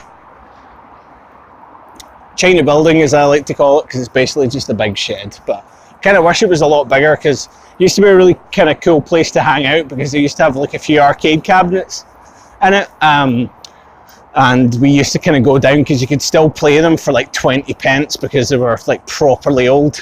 But eventually one day I went in and they were gone, and someone unfortunately told me, I think, that they just got rid of them all, because I had went like quite a few times to ask to purchase them. They had a few ones like Samurai Showdown and Chase HQ and fuck, what is it, the Golden Axe Revenge of Death Adder as well, but they got rid of them. Just like the new Forth Bridge, yeah. But yeah, you can see some of the old tower blocks in the background as well that I was talking about earlier on. And there's some nice pets there. That's nice. Nice pet hospital. Hopefully not where Rolf Harris has ended up now. The octopus, as they like to call him.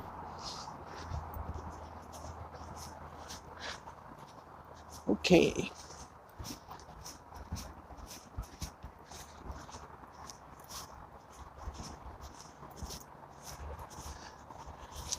It is a shame, actually, in a way, that there's kind of so little to talk about from a kind of a horror perspective in Glasgow, because one of the things I'd always say is that it's a city that if you ever visit it, they always say in Glasgow, look up, because there's a great deal of like really interesting, fascinating architecture in Glasgow that if you don't find yourself looking up, you'll totally miss.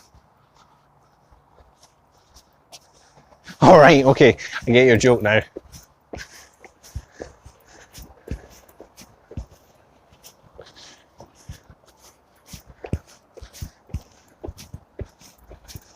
Ooh, fuck, nearly decked it there.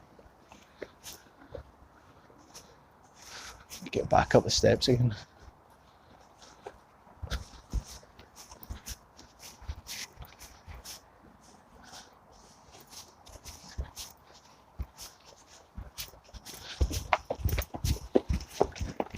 Sorry about this temporary sugarliness, guys. Okie doke.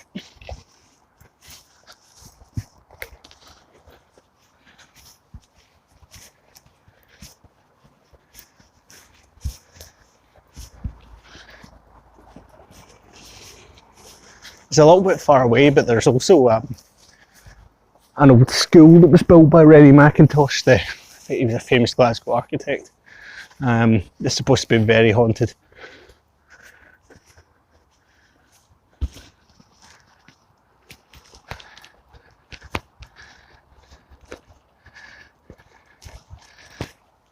Thanks very much, Jackie. Yeah, I would like to kind of like keep them up as much as I can. It can be difficult.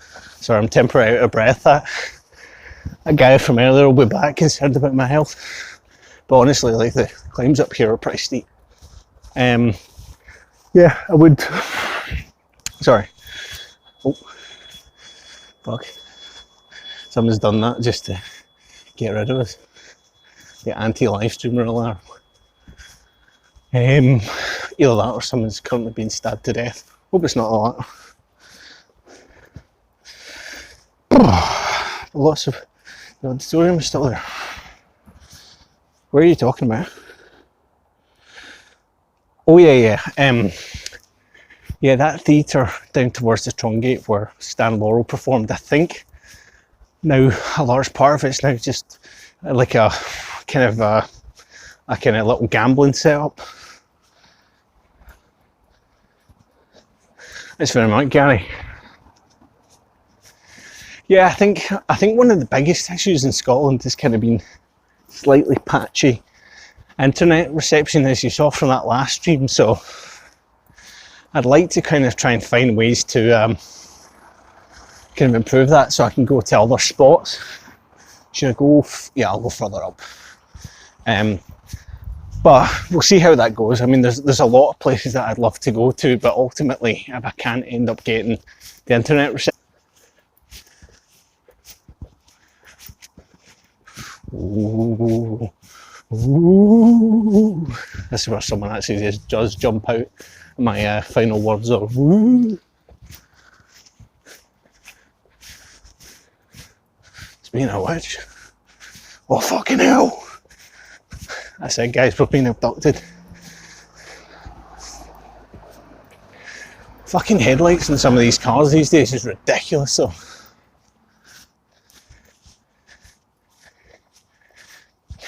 Do you know, it's a difficult thing to actually want as well, because on the one hand, a lot of the places that I want to go to don't end up having internet because of like pure logistics. So the kind of place where you don't really want to have internet because there's a lot of other stuff to entertain yourself with, but the whole problem is you can't end up doing anything.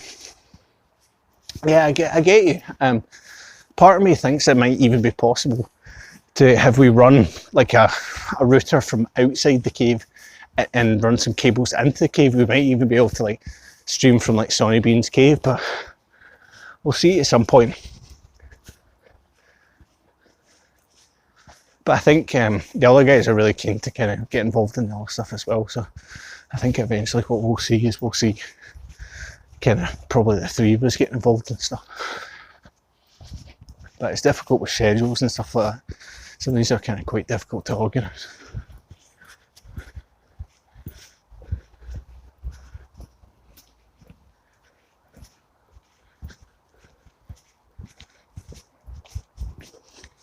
So we're currently heading out towards the West End.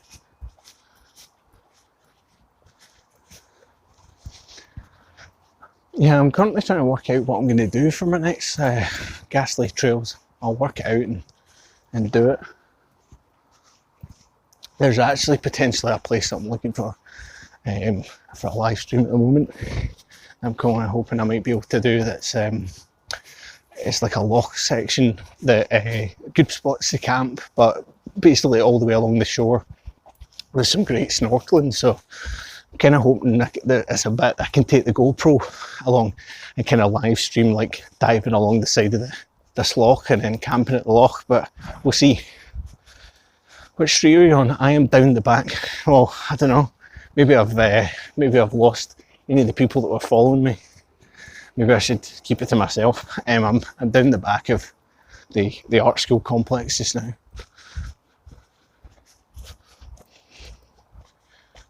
Oh fuck.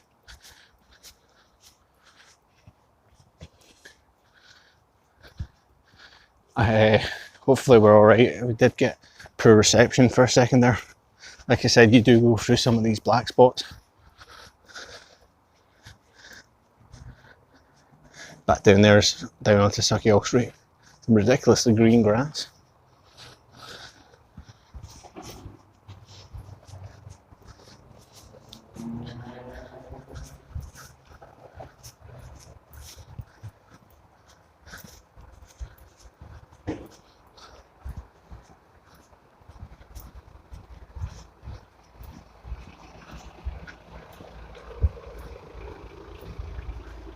So there's a bit down here that comes down to, oh, that's an old synagogue as well. I don't know how well you can see it. Not at all.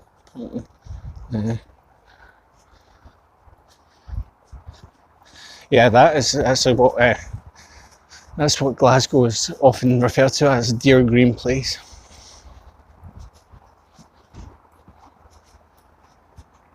There's a little viewing platform down here at the bottom of these new flats so you can see out towards the West End. Is this guy gonna go or what? Fuck it, let's just go.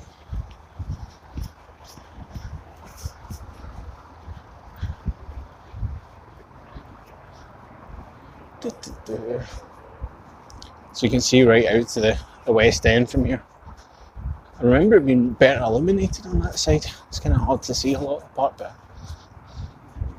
let's just have a wee look down.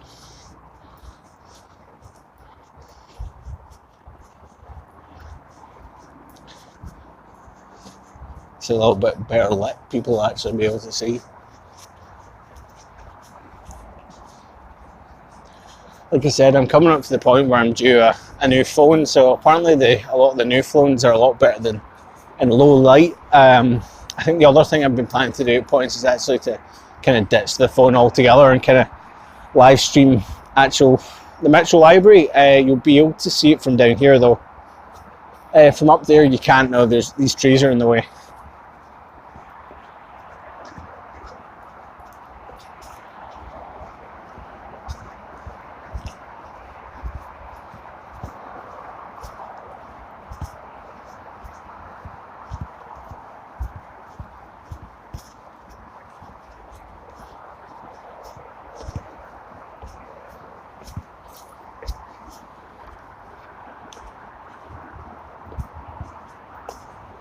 But yeah, I'm kind of hoping to actually move the live streams over to using like one of my decent cameras so that we won't have a lot of these same kind of issues with low light and stuff like that, because I find myself constantly doing stuff in low light or pretty much darkness. In the case of that forest stream, it makes sense to kind of go with something a little bit beefier.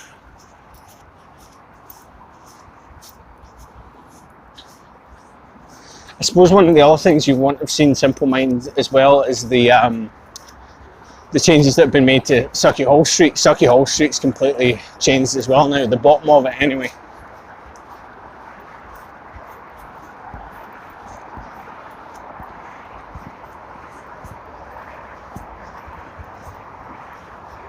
There you go. It's sort of starting to, we're coming to the end of the centre now and starting to head over to the West End. Yeah, go for the super wide.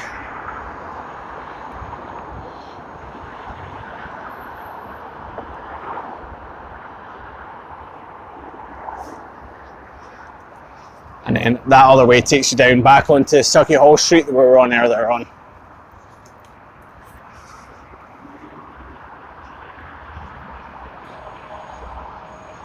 I'll walk back along that way, I'll let you see it later on. Oh, bit of action going on.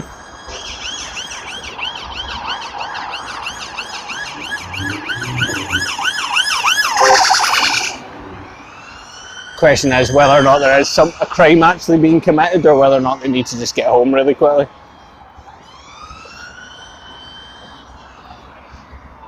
Fearsome Hero, welcome, how are you doing? This building here, which I think has ended up being the Clydesdale Bank, I've always thought it was like really interesting. It's kind of got, you know, it's very much of its time. It's a bit gaudy in certain aspects, but it's got a real Blade Runner aesthetic to it, I think. Quite brutal, a whole bit of brutalism.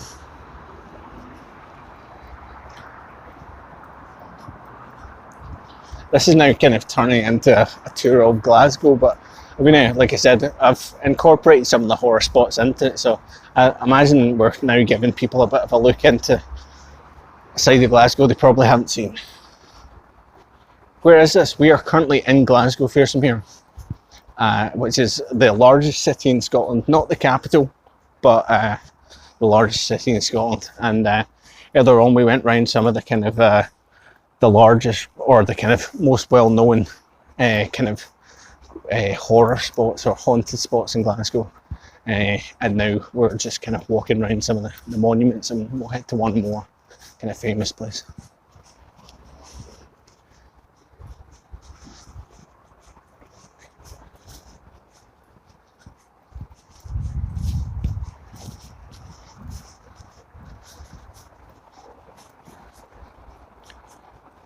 Just out of interest, the people that are here at the moment, where's everybody tuning in from?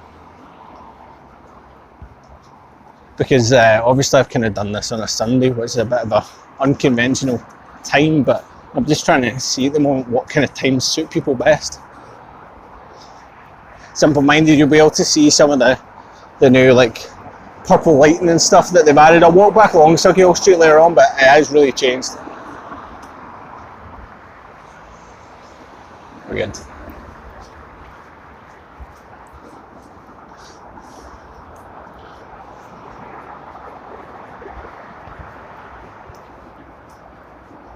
So there's quite a few of them, of the old American persuasion. Slovenia as well. Awesome. Yeah, I think something like 75% of our viewership, maybe a little bit less of that, is American, and then I think the UK is like 20 odd percent, and then I think Canada's like 3% or something. We've got like a weird composition of stuff, but a huge part of it's kind of American. No worries, Simple Mind. I hope you've managed to see a few old places that's jogged the memory. Cracked America, I know we've scooped up that market. One thing some people might not know about Glasgow is you can't actually drink in the streets in Glasgow. There's an anti-bottle law, so you can't actually take anything out there. You can kind of get away with it somewhat, but for the most part you really can't. And you usually get like a £90 on the spot fine and stuff like that for doing it, so we can't just go and buy a can and take it out with us.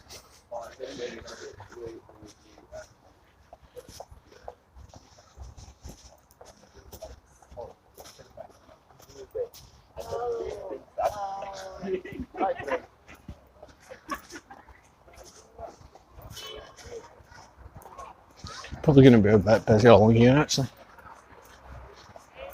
Ken Stewart, it is indeed.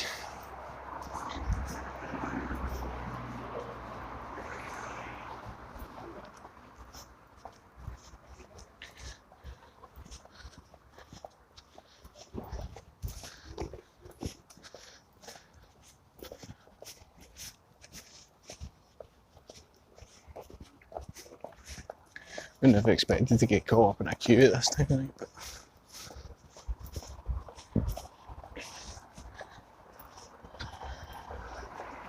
okay, it's packed along here.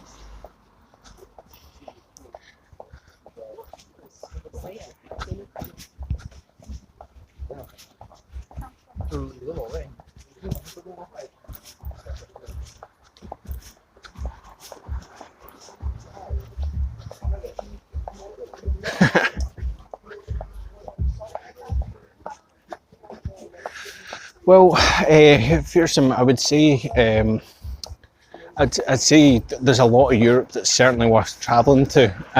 One thing is, it's going to get a little bit complicated soon, as you've probably heard, because we've got Brexit ongoing here, but there's certainly a great deal of parts of Scotland anyway that are worth visiting. Fantastic scenery and everything to be into that kind of stuff. Great food, great drink. And then across Europe, there's fantastic spots. Great spots in Germany, France, Italy, all the main ones. As Jackie says, Prague is great as well. And because it's such a commonly done thing, there's a great deal of options in terms of like backpacking or hostels, or if you want to go a bit more premium, there's a ton of hotels and everything as well. Scotland also has a kind of a right of way law where huge sections of Scotland you can kind of like camp basically wherever you want, as long as you don't end up doing any kind of damage to the local area, like setting unnecessary fires or anything like that. You pretty much get freedom to do whatever you want.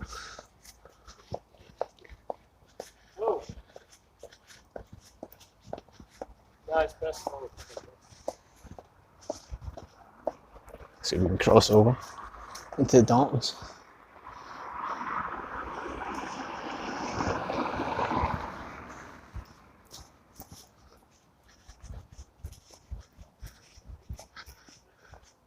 Peakamp, if you're still here, would you recommend anywhere in Slovenia to go? Other than Slovenia itself, but anywhere specific? I would generally say, I mean, it's a bit of a cliche, the old thing of like, you know, travel broadens the mind and kind of enriches the soul, but you definitely do learn a lot from traveling. You take a lot of things in, and especially from like a cultural or a cuisine point of view, you certainly find yourself being a lot more open to things. Oh mate, trust me, the jaywalking here is unreal, and I'm a big part of that. We're just about to go past the Sandyford Sexual Health Clinic, for those that wanted to know that.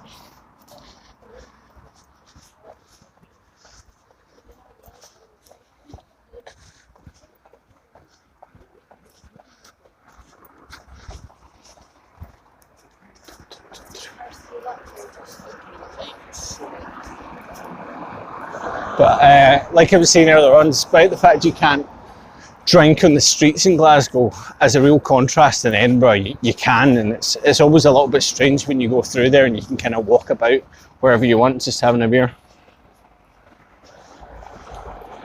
Not that it's the be all end all, but it is quite nice sometimes, especially this year, like during like June and July, we had some like freakish days where like the temperature was at like a level where it never would be in Scotland, like 30 or so degrees Celsius, which is just unheard of here pretty much. I think it was the warmest summer on record, and on days like that it's really pretty nice to go and sit out in the park and, you know, have a couple of drinks, but can't unfortunately do that here, unless you're pretty stealthy. If you're stealthy, you can get away with it.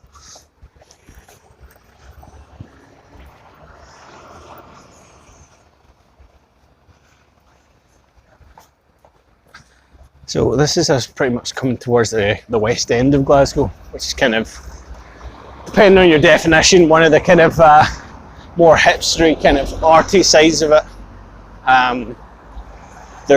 I wonder, actually, we'll see if the internet holds up. If we can potentially go up to, this is a Sikh temple that opened up there, which kind of hilariously brought out some of the kind of really fucking stupid bigots when it first came out, because someone wrote "Mausoleums go home" on the outside of it, fucking Sikh temple. So that showed the level of what we were dealing with. Pricks. So I'll take you along here and show you a couple of places, but we could potentially also go up to Glasgow Uni itself, which is kind of, I think a lot of people love visiting it because they think it's kind of like a Hogwarts-esque building, which it is. It's pretty fantastic.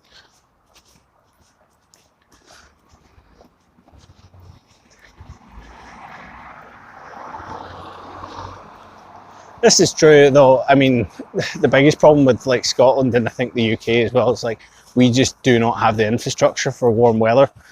So on days like where it's that kind of temperature, although there's plenty of other countries that get way hotter. I mean, I used to live in the Middle East and there was times where it went past 50 degrees Celsius out there. Here, when it hits like past like 25 degrees or whatever, there's just nothing you can do because so little of the country's air conditioned.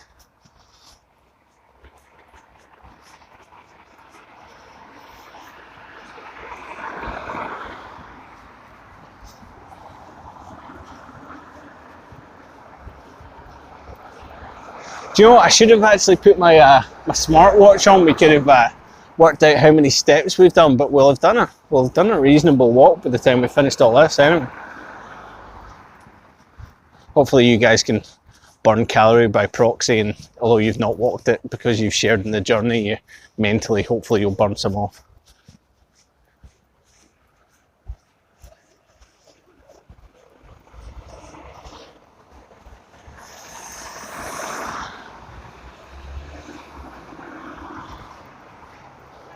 Generally speaking though, actually I'm kind of, touch wood, kind of been happy with how this has kind of gone so far. There's part of me that thought it might drop out a little bit more when it went between the buildings, but actually we've kind of been alright. But to be honest, it should work fine. It's a pretty modern city. Funnily enough though, oh fuck, there's a massive smell of weed here. Breathe it in. Yeah, I'd actually really like to go out and do maybe some of these streams like across bits of Europe, maybe go and visit certain countries that have got some kind of spooky goings on. There's a lot of great places across across Europe with some really haunted and even just really gothic locations that I'd love to go and visit. And with a lot of the kind of, because we're still in the European Union, there's a lot of like shared data and stuff like that, so we can actually get away with taking our phone contracts over there, so I'd love to do that.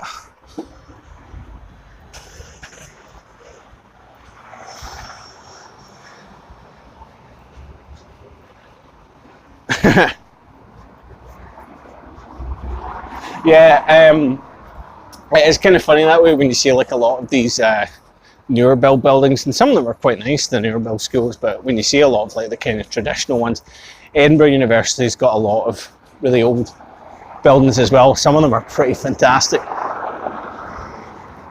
Down along there is Kelvingrove Park, which I guess we could go through, but it's like, at this time of night, it's like pitch black. It's kind of mugger. Well, it doesn't happen that often, but there's bits that are generally pitch black, and a few people have been attacked every so often, generally women. I don't think that many people are going to be gunning for me. That's not a self-esteem issue, but... thanks for some hero. Yeah, like I said, I think eventually just due to kind of, you know, internet limitations, we could end up like exhausting some of the locations in Scotland. But like I said, it's cheap enough to jump on a plane or a ferry or whatever and go out to like somewhere in Europe, so I'd totally be up for doing that. Another thing I probably would say actually is the Martin and Michael and I have been talking about the idea of like going out to like places, camping and setting up like a campfire, and then maybe like Martin and Michael doing some readings of some kind of old ghost stories, or kind of just some of the stories that we've come across over time. So I'd really like to try and organise that. That'd be pretty cool to do if we could get that to pan out.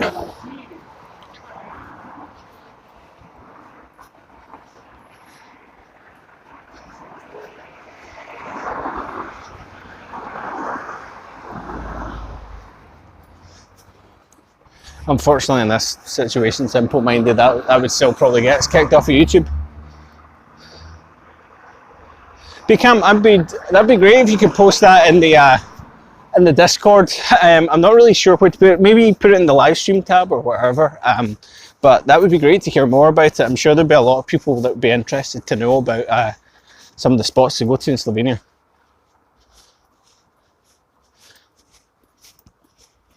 By the way, for any of the people, there's a few names I don't recognise. You'll probably see in the description, there's a link to the Discord, which is a kind of like modern day forum type chat thing. You can set up an account on that and you can kind of go in and chat to us when we're off stream. A few of the guys from Ghastly Tales are on it pretty regularly, and there's a lot of like people from the streams and stuff on it too. Good place to chat and stuff like that. So thank you very much, Stephen.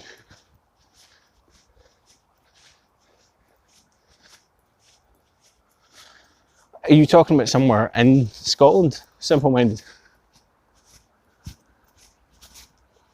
There's a bowling green over there where you can actually go and hire out the pitches for free. It's actually quite a good bit of fun. Okay, whereabouts roughly?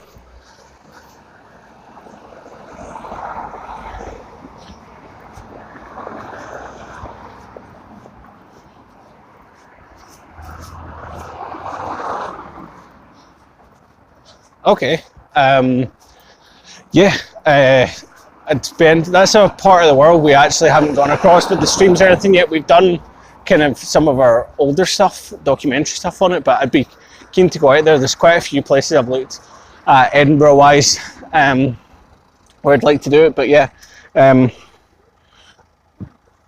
you could, if you join the Discord, you could shoot us a message about where to do it, but you can also send us an email at it's ghastlytales@gmail.com, and we get it through that as well. Yeah, share it there and that should be fine. We'll be able to get it. I'm gonna jaywalk again. Fuck it, let's do it.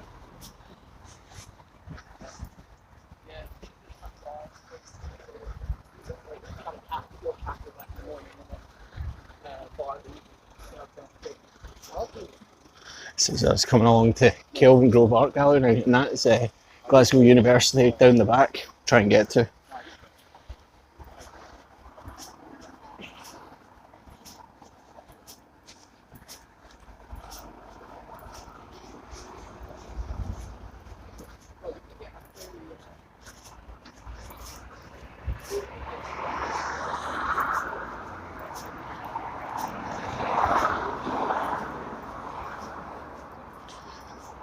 Yeah, that's one of the unfortunate things that kind of limits us for the whole thing, is having good enough coverage to do the streaming. Because I think what I really kind of like about the streaming is like we do a lot of our videos and people enjoy them, and I think you still get an atmosphere from it, but there's a certain intimacy that you can get from the streaming and kind of like experiencing it live that I think that a lot of people enjoy. So it's kind of fun for us when we can find somewhere that we can go out to that people can share in.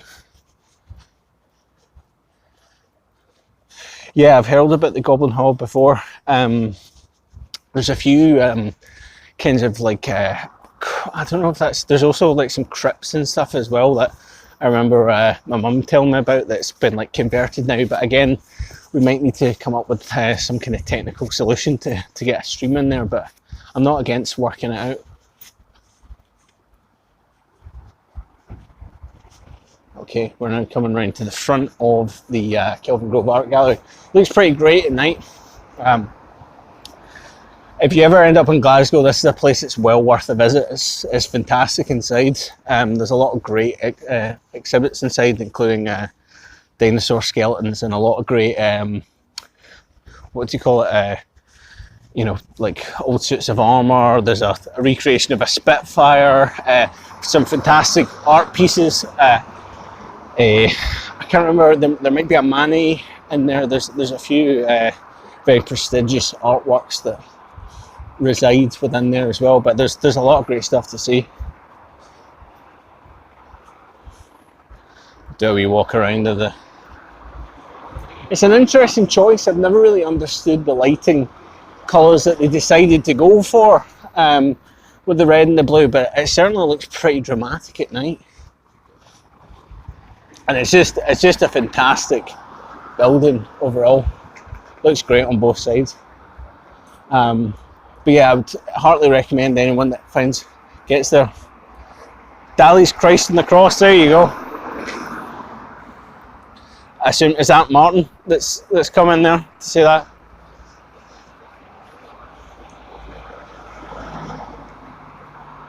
Yeah, so that's the other side of it. I'll flip round the other side of it once we get down to the back of the Transport Museum.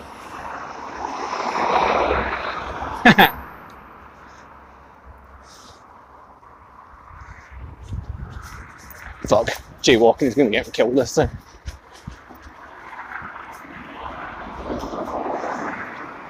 Ah, awesome hero. Have a look around there and yeah, enjoy yourself. It's turned into a pretty good little community. The old Discord, there's a lot of people kind of come in and out, but there's a lot of good postings going on. I think that's one of the things I've always thought was the coolest thing about the whole Ghastly Tales thing so far. We've ended up with like a pretty nice community of people, whereas there's a lot of people you watch on YouTube that either like their direct audience or their live streaming audience or whatever are just full of cunts. And we have our share of cunts, but that's mostly just us.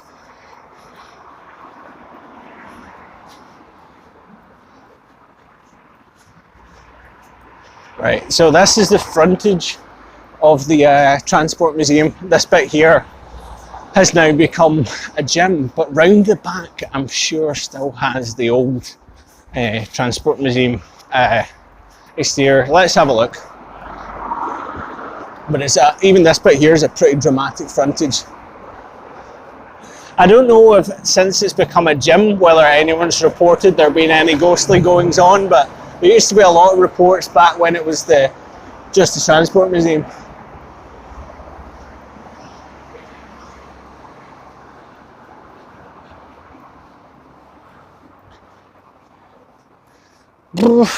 Jackie boy, I don't know about that. There's a couple of like horror community pages I've been on where there's definitely fucking idiots out there. There was a massive argument I remember seeing recently about people arguing over a myth that happened, and people were, you know, posting like fucking the worst publications they found online. They'd be like, oh, it must be true because someone's posted it here, and they were giving someone a lot of grief for posting the truth. So there's cunts everywhere.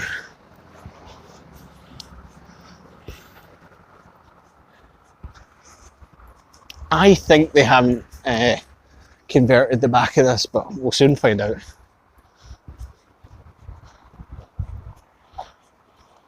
You know, but I don't know if we can actually see that. I might start using my torch. I wonder if it's going to be bright. I don't want to shine on the road and fucking send anyone to their death, but let's see if this works. No, it's not bright enough. Quite a bright torch, but Not bright enough for that.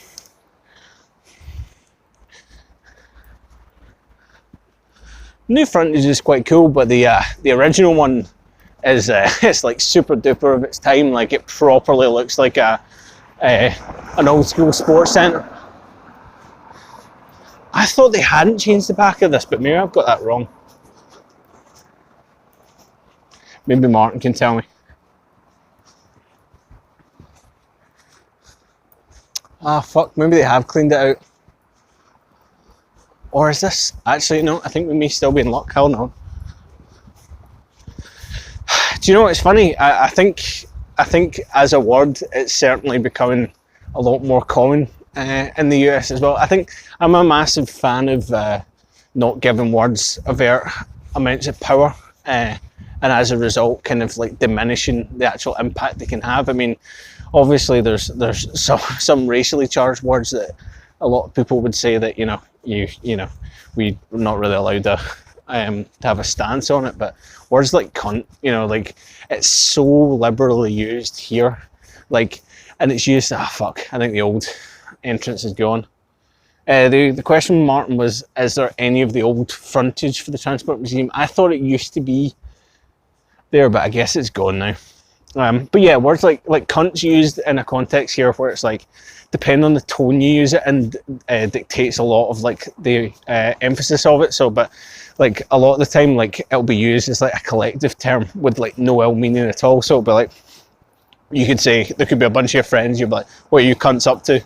And there's absolutely nothing offensive meant about it. Actually, in a lot of cases, it can be a term of endearment. A lot of people will get called good cunts.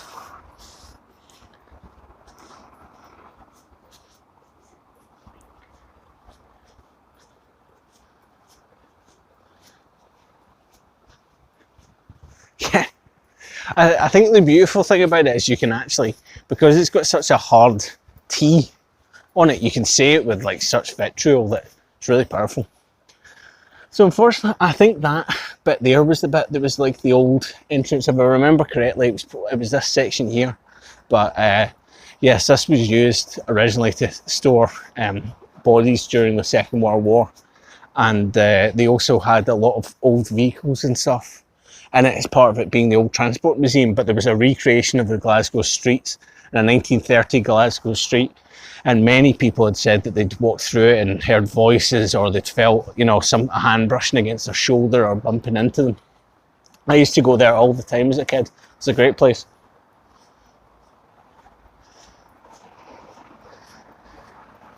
I think this has now been truly successful as a tour of Glasgow, because we've now started to talk about the correct usage of the word cunt. So I'm kind of glad that we've come full circle.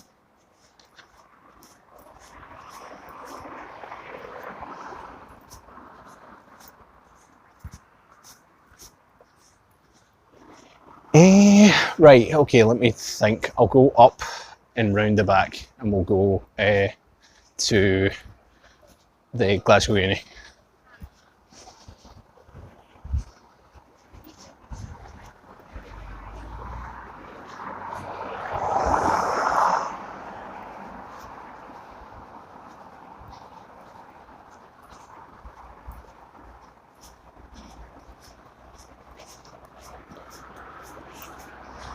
There's actually a club down along here,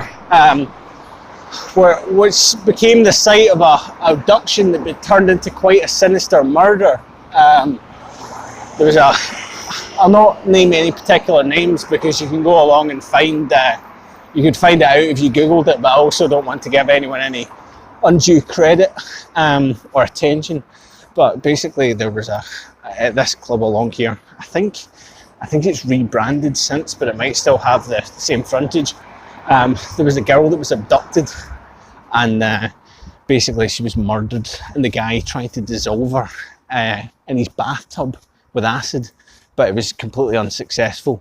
And the crazy thing about it was the guy's flatmate was actually in the flat at the time and oblivious to this.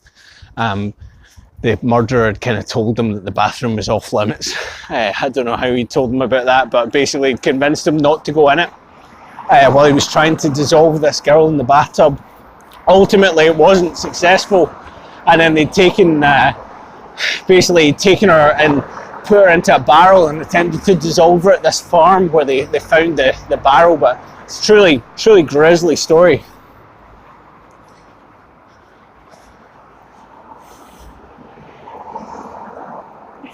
Yeah, the Museum of Flight's fantastic. They've got a full Concorde in there and everything as well, and as Martin says, that's over in East Fortune though, that's Edinburgh direction. You can really get a look. That's the club there. Fuck, I can't remember the name of it, whether it used to be, whether it was Boho or what, but it used to be that roof along there used to have like fake grass all around it. But obviously after that particular, it was kind of fucked for a while, but after that particular incident, they definitely shut down. You know, this is an old-fashioned phone box. Don't see that much these days, eh? Wider.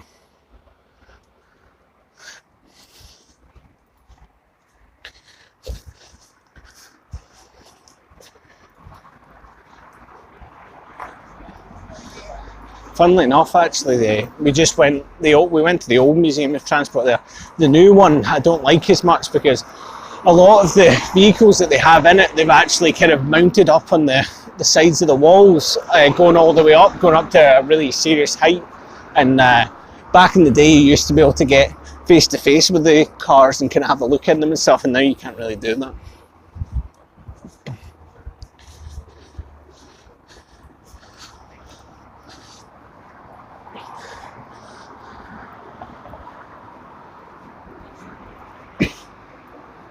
Must be someone's tag, because that's been appearing in quite a lot of Glasgow now.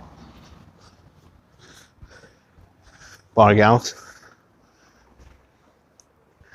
I think Bargal's was a place me and Martin went for a drink one time. Hijinks ensued.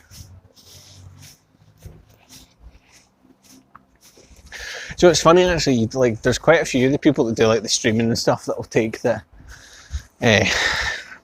what do you call it? They take their stuff in with them and go for a drink or whatever, but I'm not really that interested in doing that. However, there are a lot of nice places around to go and sit outside and have a drink that would potentially do it, but to be honest, for the most part, I'd much rather go somewhere and do like a camping stream for you guys or something like that. Let me just read.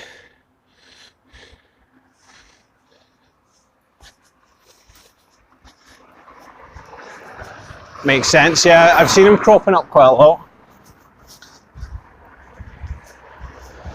So this is us kind of officially in the West End now. We're at the back of the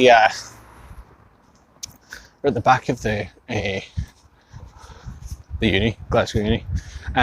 There's a lot of old abandoned train tunnels and subway tunnels underneath Glasgow that back when they used to be closed back in the kind of like late 80s, 90s. When rave culture was massive, people used to have massive underground raves underneath the city, but they kind of put a stop to that, unfortunately. So just not a bit before my time, to be honest. But some of them you can still get into. One of the films we made, By the Numbers, you can see Martin and I entering into the entryway of one of the tunnels at the start of that.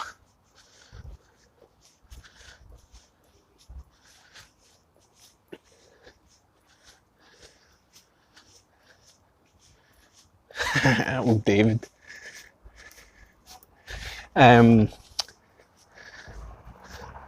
Hope David's doing all right. Actually, I'll need to ask him at some point off stream. In deep, quite good. I remember sitting down outside in deep, sometimes seeing someone float past the river Kelvin that go near in a paddling pool. He'd floated down at like a huge section of the river in a paddling pool, which was quite impressive.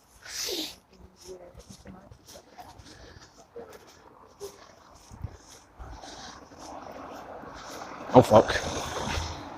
A bit of poor connection here. Come on. Oh. I'm walking along to I think we're losing connection a wee bit here. Shit. Oh, seems to have reconnected. Sorry guys, I think we lost a wee bit of connection there.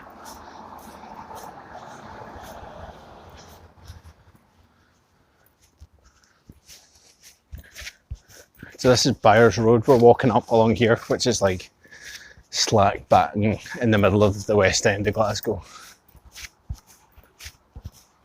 Oh, is that the moon up there? It's quite good, but it's currently out of our range of vision, but we might be able to get to it. It's just peeking out from behind. You can see a wee bit of it just peeking out from behind the back of that building there. Maybe when we get up to the uni we'll be able to see it.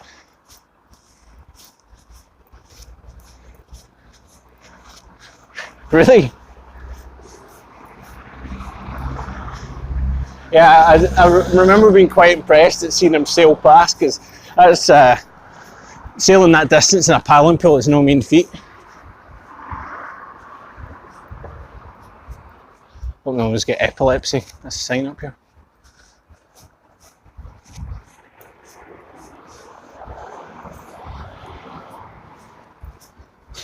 Trump is a jobby. There you go.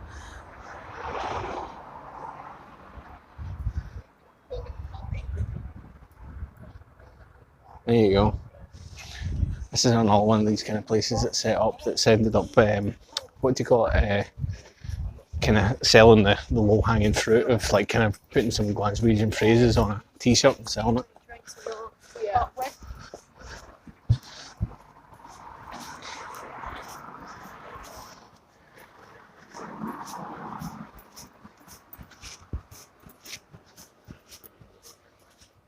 Oh, that looks pretty good in there. Don't think I've been in there before. I suppose it's coming to like winding down time and it's a Sunday, but when you kind of actually walk around a bit, you realise how many fucking places there are. I always forget. You can't possibly hope to go to them. Trump is a jobby. Jobby is a Scottish word for shite or a poo. There's an amazing amount of, I don't remember there being this number of Chinese or Japanese restaurants along here. It's a good mix of both now.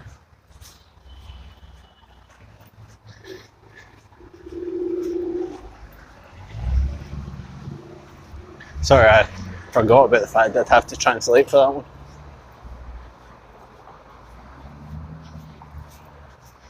that one. Right, we'll take a right up towards the uni.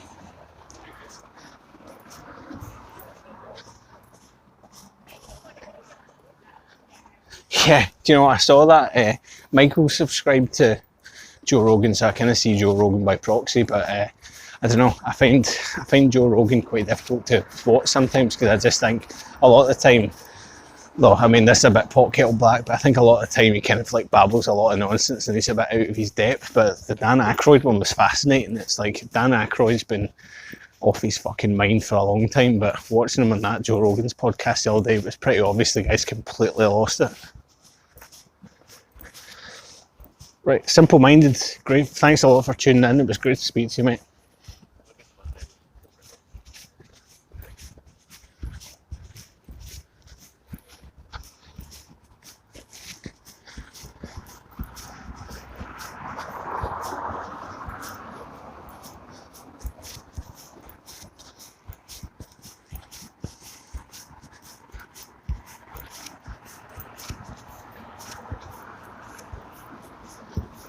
So we got a wee bit of a climb up here, and then we'll be coming up to the back of the Glasgow Uni, or like I said, as a lot of people like to call it, Hogwarts. I know, the crossover. The amount of exposure that could bring to Limmy's streams is unreal. I hate to bump into someone else like that doing it, because you always come across as being the kind of guy that's like followed them, because you get a lot of people now that do the live streaming that are obviously massively bigger than me, but they just have like tons of hangers on, like just tons of other people turning up and streaming in a hope of like kind of creaming a bit of that attention. It's a little bit sad, to be honest.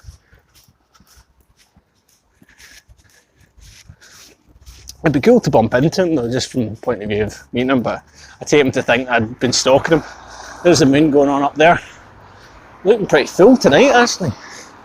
Get a good view when we get to the top of the hill. There you go. Continue to not get ran down.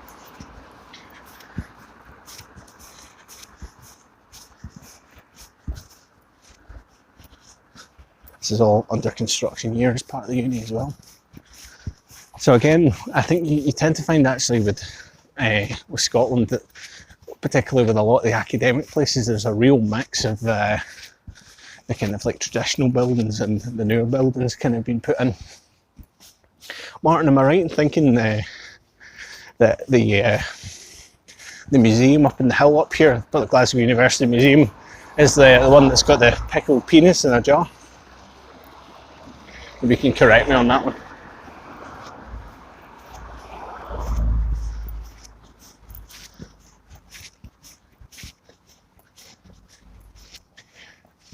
Do you know, I'd have to check what my step count's at. I wish I'd kind of brought my what do you call it?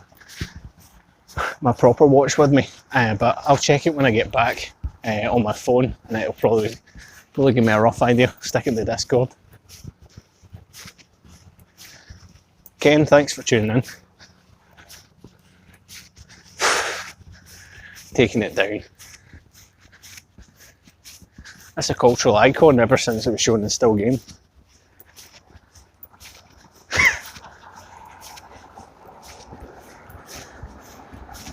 Where is it that's got like, is it in Russia that they've supposedly got like Rasputin's penis on display preserved, and it's like a corkscrew or something? It's like a really weird shape.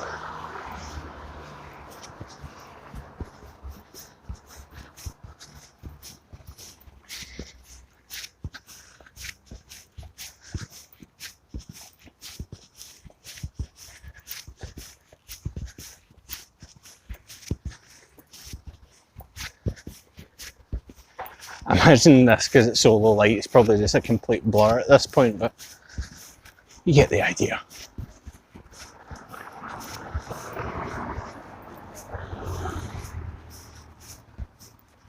Okay, we are almost at the uni. Starting to say about the old moon again. That's a museum up there that I'd mentioned. Over on the left hand side, I think.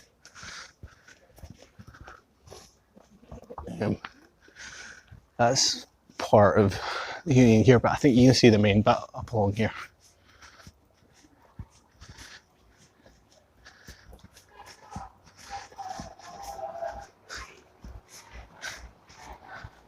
Can you hear the sound of threshers fucking going nuts up there?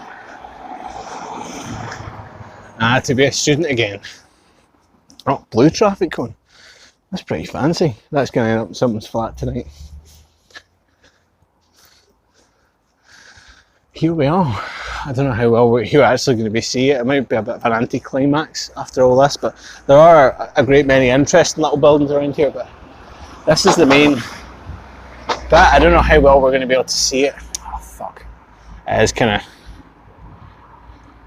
Can I force it to... No.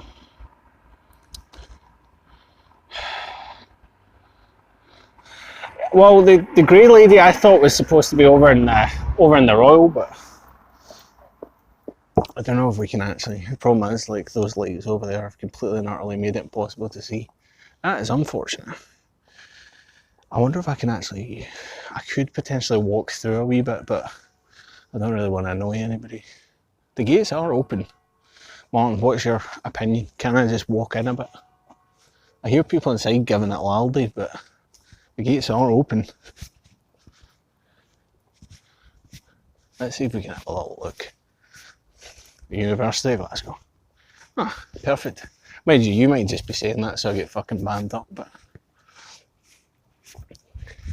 Can you get into the cloisters at this time of night? Alright, perfect. Maybe we can get into the cloisters. I'll probably put my tactical flashlight away in case someone thinks I'm going to smash them with it. Crash a party. Normally I would, but I haven't brought anything with me. No one wants to be that guy. I do not remember Glasgow University at all. I remember coming here to look at it when I was first going to be a student, but fuck, I can't remember. Which way is it to the cloisters, Martin? Martin will know better than me. I really should fucking learn this. time here is 21:46.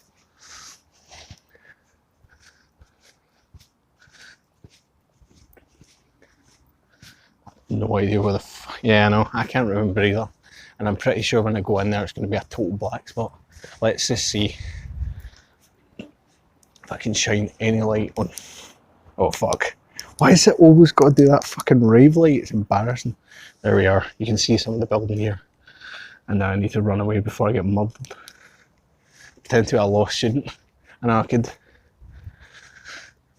do actually have a student card somewhere, but I think it's for fucking air. Which, if anything, they just laugh at me and probably allow me to carry on just out of pity. I'm pretty sure when I go inside it'll... I know, can't believe the fucking rave light just triggered. I should probably get out of here sharp. That is the worst feature on that torch. Like, it's a good torch, that, but sometimes, like, there's 4 modes on it, so rather than just being able to turn it on, you've got to cycle through the fucking modes, and one of them's like a epilepsy-inducing flash, which is not great when you're trying to be subtle. Let's go this way.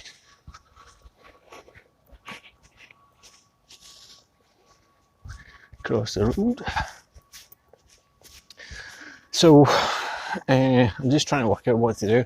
Now I'm going to kind of be heading back towards the direction of my flat, which I don't really want to dox myself on stream at this point, so I might actually get part of the way back and kill it before we go the whole way, but I think people have seen a lot of the stuff that's to be seen at this point. But look at the old columns there, pretty great building. I really like the changes. Fucking hell, man.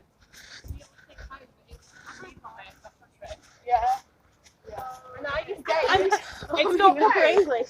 Like, this is like such a bad time to go out because it's like, you just feel deeply uncomfortable because everyone looks a bit 12. Like, I am sure when I was 18, I mean, I know everyone says this, but I'm sure when I was 18-year-olds didn't look like that. Everyone just looks like kids. But they seem to be having a nice time, and that's what's important. Spooky old church across the street. What, you mean that one?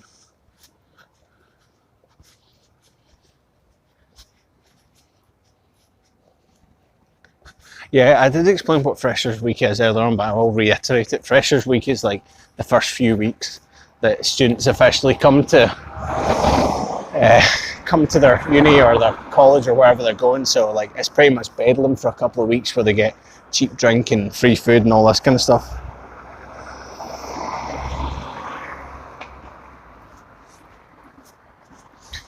Maybe we'll try and go through Kelvingrove Park. Maybe that's asking for it. How was the octopus defence? Yeah. The old, can you tell what it is yet? I don't know. Maybe I'll go along Sucky Hill Street and add that to the tail end of it, because a lot of people I don't think will have seen the new end of it. What an exciting proposition. Kelvin, wait, what you mean going down to the right? Could do. Or going, are you saying go left or right? Because we went right. Oh, actually, you know what? I'll go this way because I'll get go left or right. Yep. Right. Okay. Actually, I'll end up going along. We'll see the back of the Kelvingrove, which I'd wanted to do earlier. So.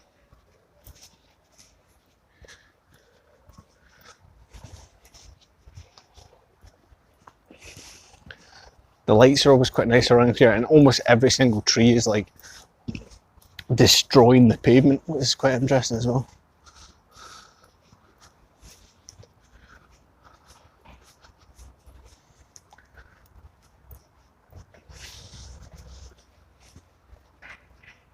Well, there's a couple of people over there that are absolutely cunted. I don't know how they're going to get themselves home.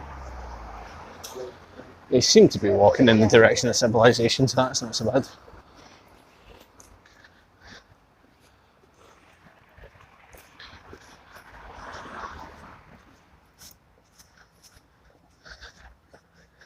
this is basically walking along the back side of the uni. This is one of the more modern bits. Martin is correct, this is quite an interesting little walkway along here, but surrounded by the kind of trees on either side and with the old-fashioned lights. It's quite an interesting walk, but the pavement's kind of bumpy as it gets because all the trees have kind of slowly but surely decided to destroy it.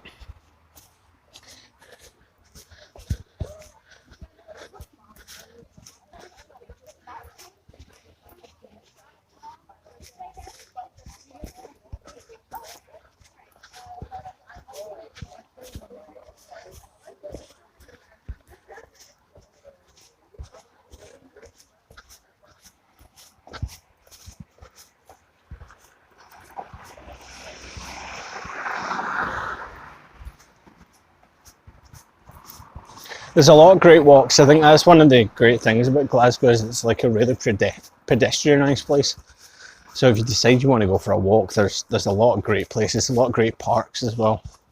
And I'd have to say as well, particularly in a lot of the sections of it for a city, generally speaking, the quality of fresh air in most parts of it is pretty good, because I've lived in a lot of, or spent time in a lot of cities that you can never breathe quite right. Oh yeah, famous murder. Which one was that? It's not related to the one I was talking about earlier on, is it? I know there's been quite a few attacks going on for that. Leads up to, can't really see it, but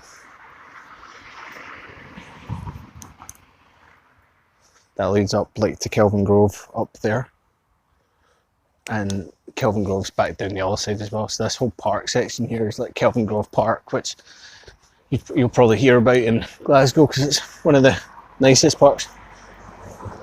Oh yeah, that is the one I was talking about earlier on.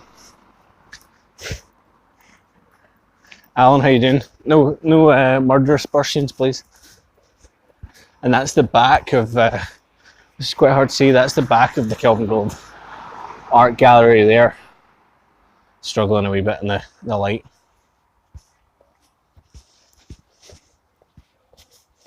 Yeah, I think that was the one I was talking about earlier on. We tried to melt. Pretty grim.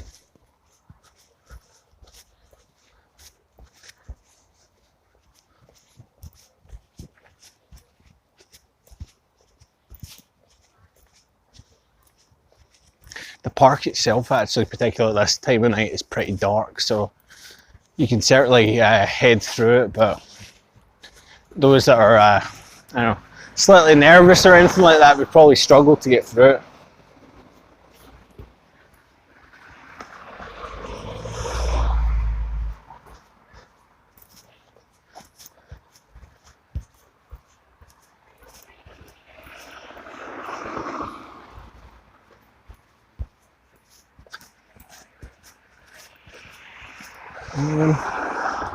Trying to work out if it's worth going back through Kelvingrove the way I'm going. Probably not, you'll not be able to see anything. That might be part of the fun. We can do a vote.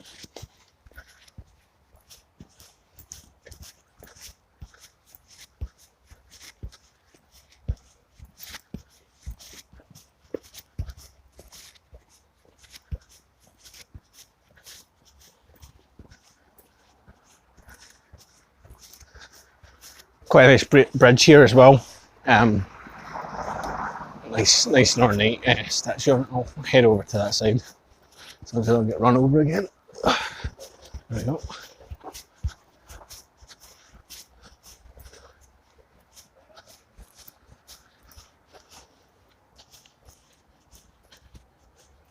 Yeah, and I'll run the gauntlet. I've got my tactical flashlight, but I'd rather not fucking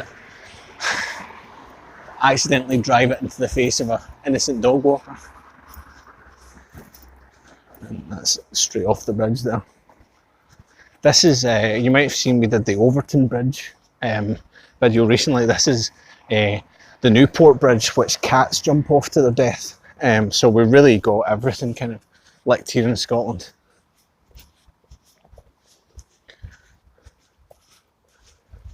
Might have been a lie. So as we can see, Kelvingrove Park at this time of night is just complete and utter blackness. So we could walk through it, but that's pretty spooky with the old moon in it. Let's just do that.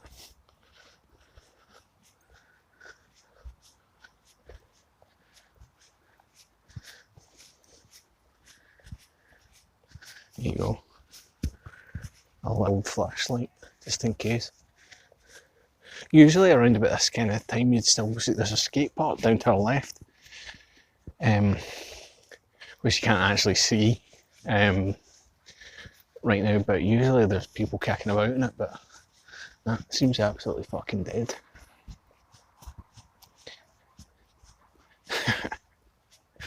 That's not the real moon. Scotland has the fake moon that they use for the moon landing.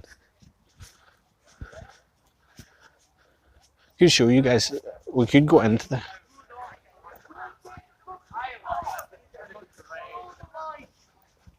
There you go. Here we go, it's simple. No, we need to go that way. Fucking tour group going on. We're at Crossroads. Fucking hell.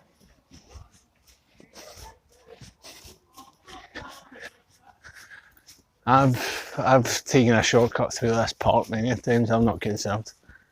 Actually, maybe do you want to see the skate park? Should we go and look at the skate park? A couple of months ago, I rode my bike drunk through the skate park and fucking in classic peer pressure fashion. Was encouraged to jump a step and managed to pinch flat and fucking destroy my back tyre, which wasn't one of my better moves.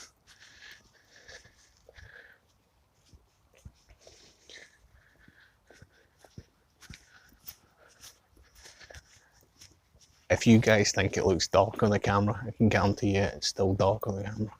Right, let's have a look. I'll give you guys a quick look at the skate park.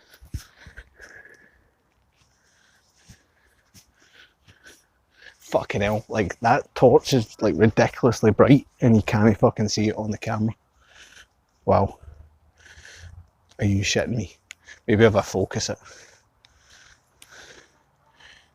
Wow, that it is, I guess it is pretty fucking dark here, to be fair.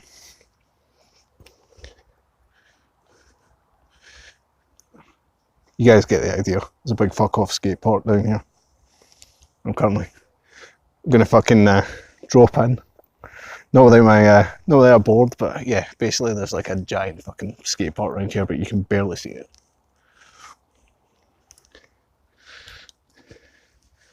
Oh fuck, that's just absolutely ruined my own like fucking eyes night vision. I can't see shit now.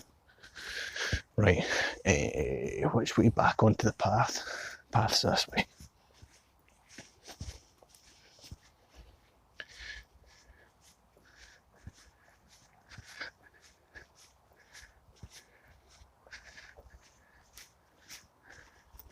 I'm currently carrying one of those tactical torches with the protrusions on the front of it, so if anyone does decide to run out, I'm just gonna fucking stick it in their eyes.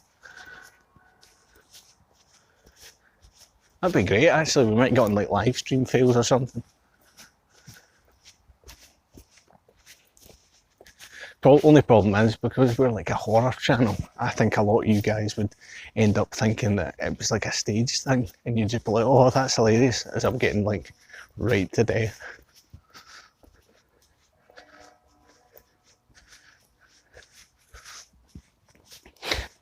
It is currently saying that it is having an issue with the connection, so that's great. The connection might fucking go out.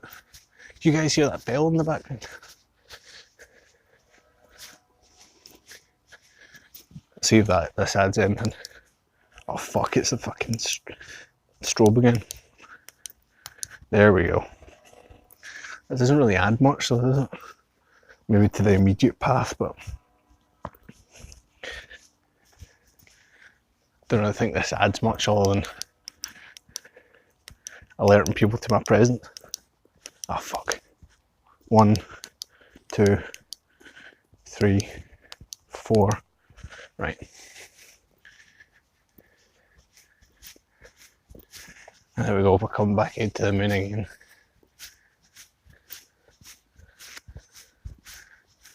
So I should be able to pass through relatively safely until at this part I start shouting in a posh voice, "I'm from Edinburgh," at which point tons of people descend from the bushes and just tear me apart.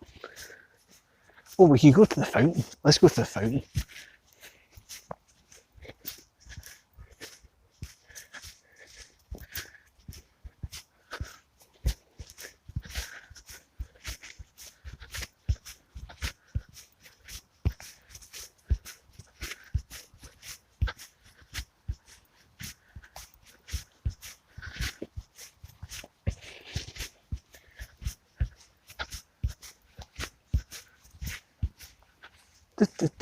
Right, we're almost there. The fountain seems to be on, which is a bit weird at this time of night. Wee splash of the moon there for you. That's pretty cool in that colour.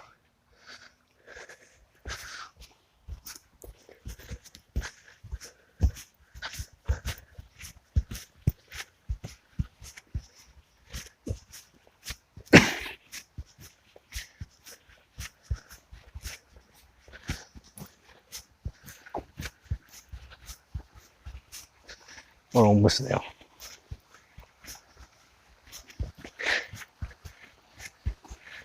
Well, laugh no longer, Yates, because boom!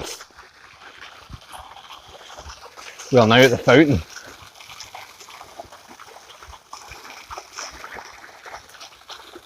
Look at that! Going full tilt for absolutely nobody to see at this time of night. What's the point of that?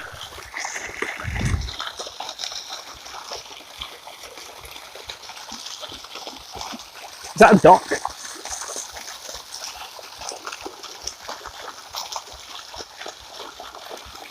Oh, that's kind of brighter, but it's not. Oh fuck, now it's not focusing on anything. Oh, I've switched camera angle. Fuck, sorry.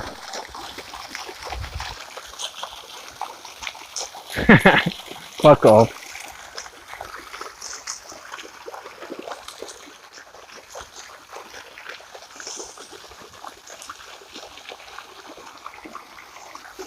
I still can't believe that that's going that tilt, but... And we return to the dullness.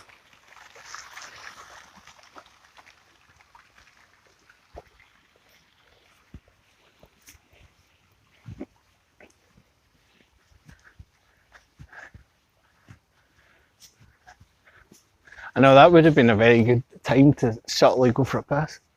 Oh, there's a guy coming up, I think, on a bike. No, I'm not going to jump out and that would be horrible. Unless... No, I'm not. Oh fuck, there's a guy just walked past the fountain. What about that for time?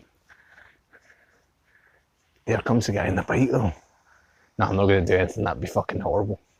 But I could. No, I'm not. But we're going the same way.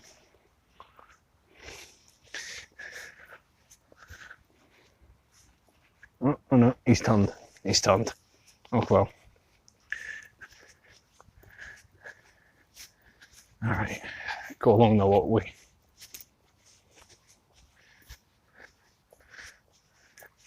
Look at all that you're getting to absorb. Bit of beautiful moonlight there.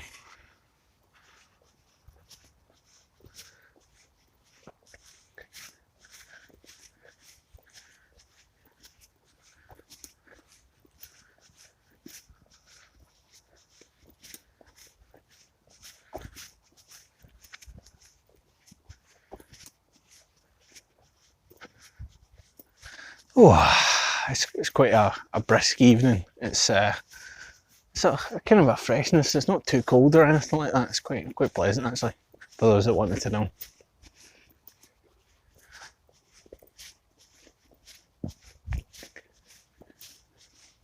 Slowly getting back towards civilization now. Or Sucky Hall Street, so I don't know if you could really class that as civilization, but...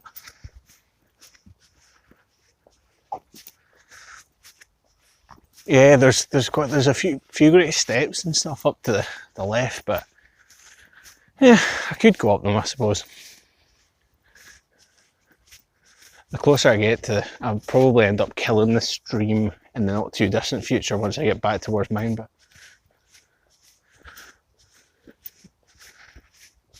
There's that Sikh temple again.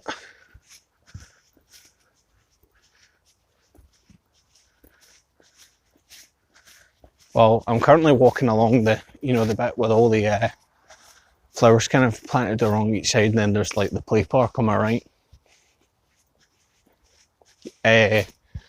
I'm currently parallel to the Sikh temple. It's immediately to your left. Okay.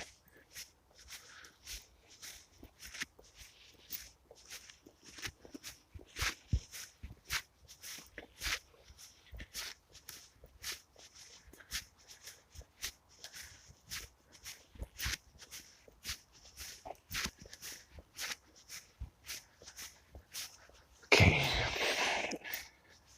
Hello, simple-minded. Aston Lane, no quite. We're in Kelvingrove Park at the moment. Right, it's immediately to your left there, just after you get out and walk along the street. Okay, so... Oh, I think I know what you mean.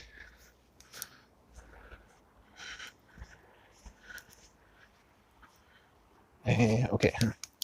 1, 2, 3, go.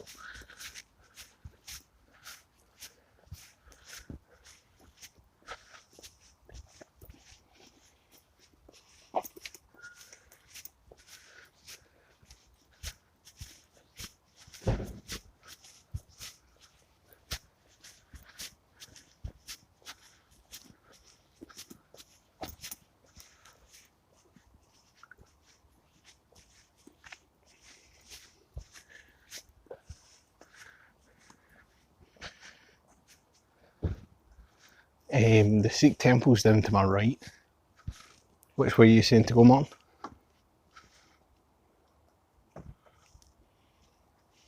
Left. Right. You have chosen left.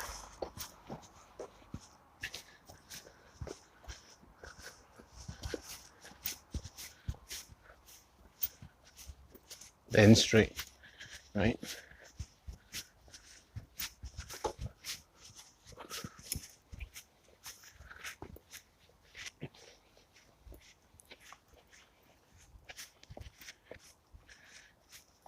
Connection's dropping a wee bit. Oh, we're back.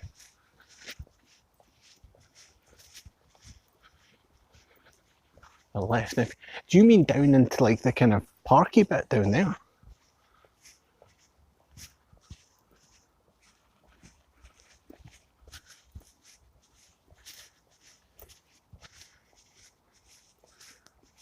Do you mean down in there, in the park?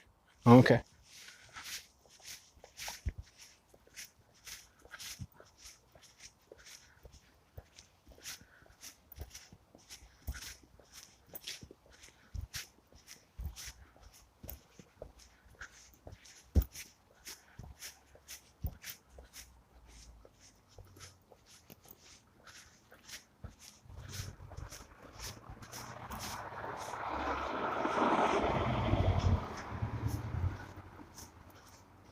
Opposite Eldersley Street. Right, that's better be worth it, not? I suppose we're going this way anyway, but... You know, Living's alright.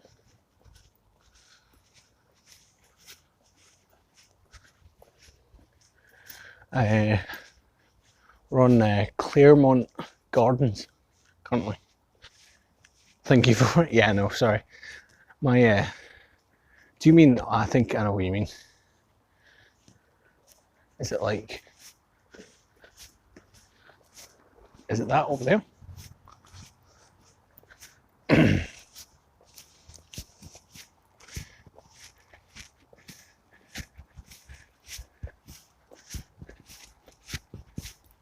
Yeah, it's quite funky with the old cobbles and such. There's some good stuff actually up around there, to be honest. Right, let's head back.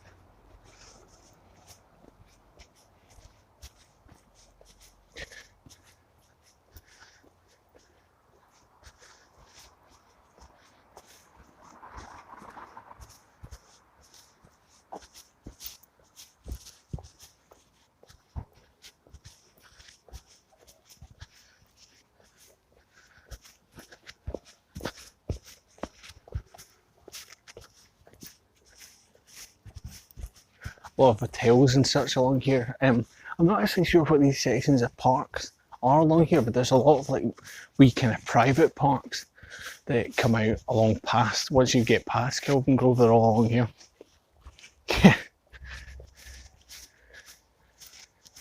I know it's like a rotten secret area in GoldenEye. Or Doom rather, I think GoldenEye had that many secret areas.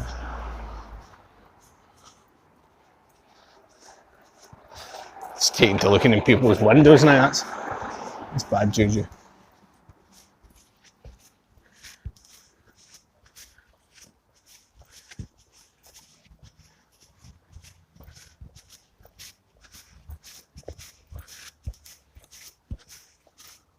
This is HQ for a second there, so I said Hull.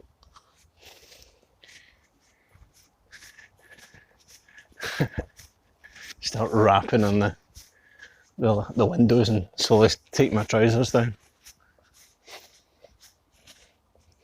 Oh, what's going on down there?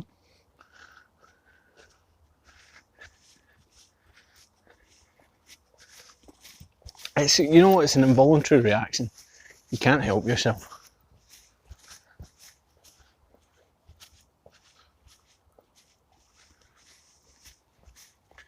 Oh, there's some people going through the park in there. I thought that was private park. Up to no good.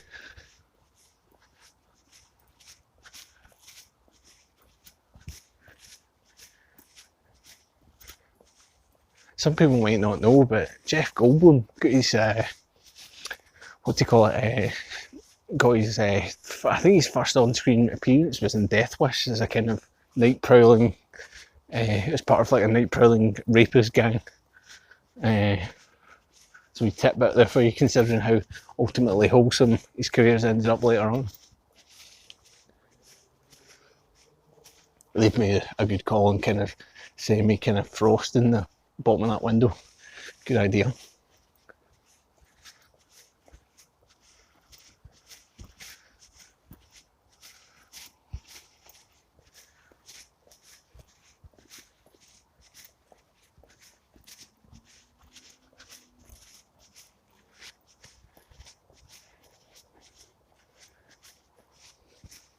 As long as she doesn't start carrying like a kind of, you know, like a sheet with her, that she starts like, you know, writing directions on it and pushing that against the glass. Because that will be the gateway to actually just, you know, going into people's houses and telling them stuff. Yeah, true enough. Though, I mean, I think the tipping point for Gary, what do you call it? Jeff Goldblum was probably like Buckaroo Banzai. After the guy was never quite right.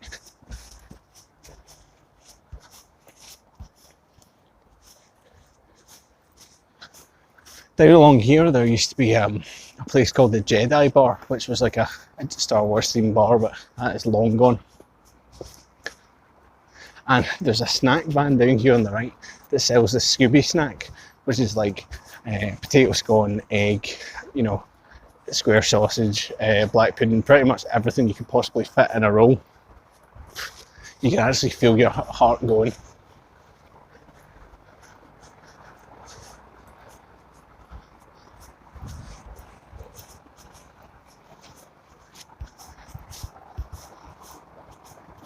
It is. They don't have the sign out for it, otherwise I would have shown you. Well, that's me made it back to Sucky All Street. I might actually flip it around. I might actually draw a line under it there, guys. I'm going to head back towards my flat now, so I don't want to necessarily dox myself, but thanks a lot for everyone that's tuned in. Hope everyone enjoyed themselves, and we'll hopefully get another live stream on the go soon. This was in a bit of an impromptu thing, so if you guys enjoyed this, let me know and I'll try and organise some more of these, maybe a little bit more structured, as all these things. Even though I wrote in a little notepad, things are never actually that structured. But yeah, anyway, hope you guys enjoyed yourself and enjoy the rest of your evening. Thanks for tuning in. See you later.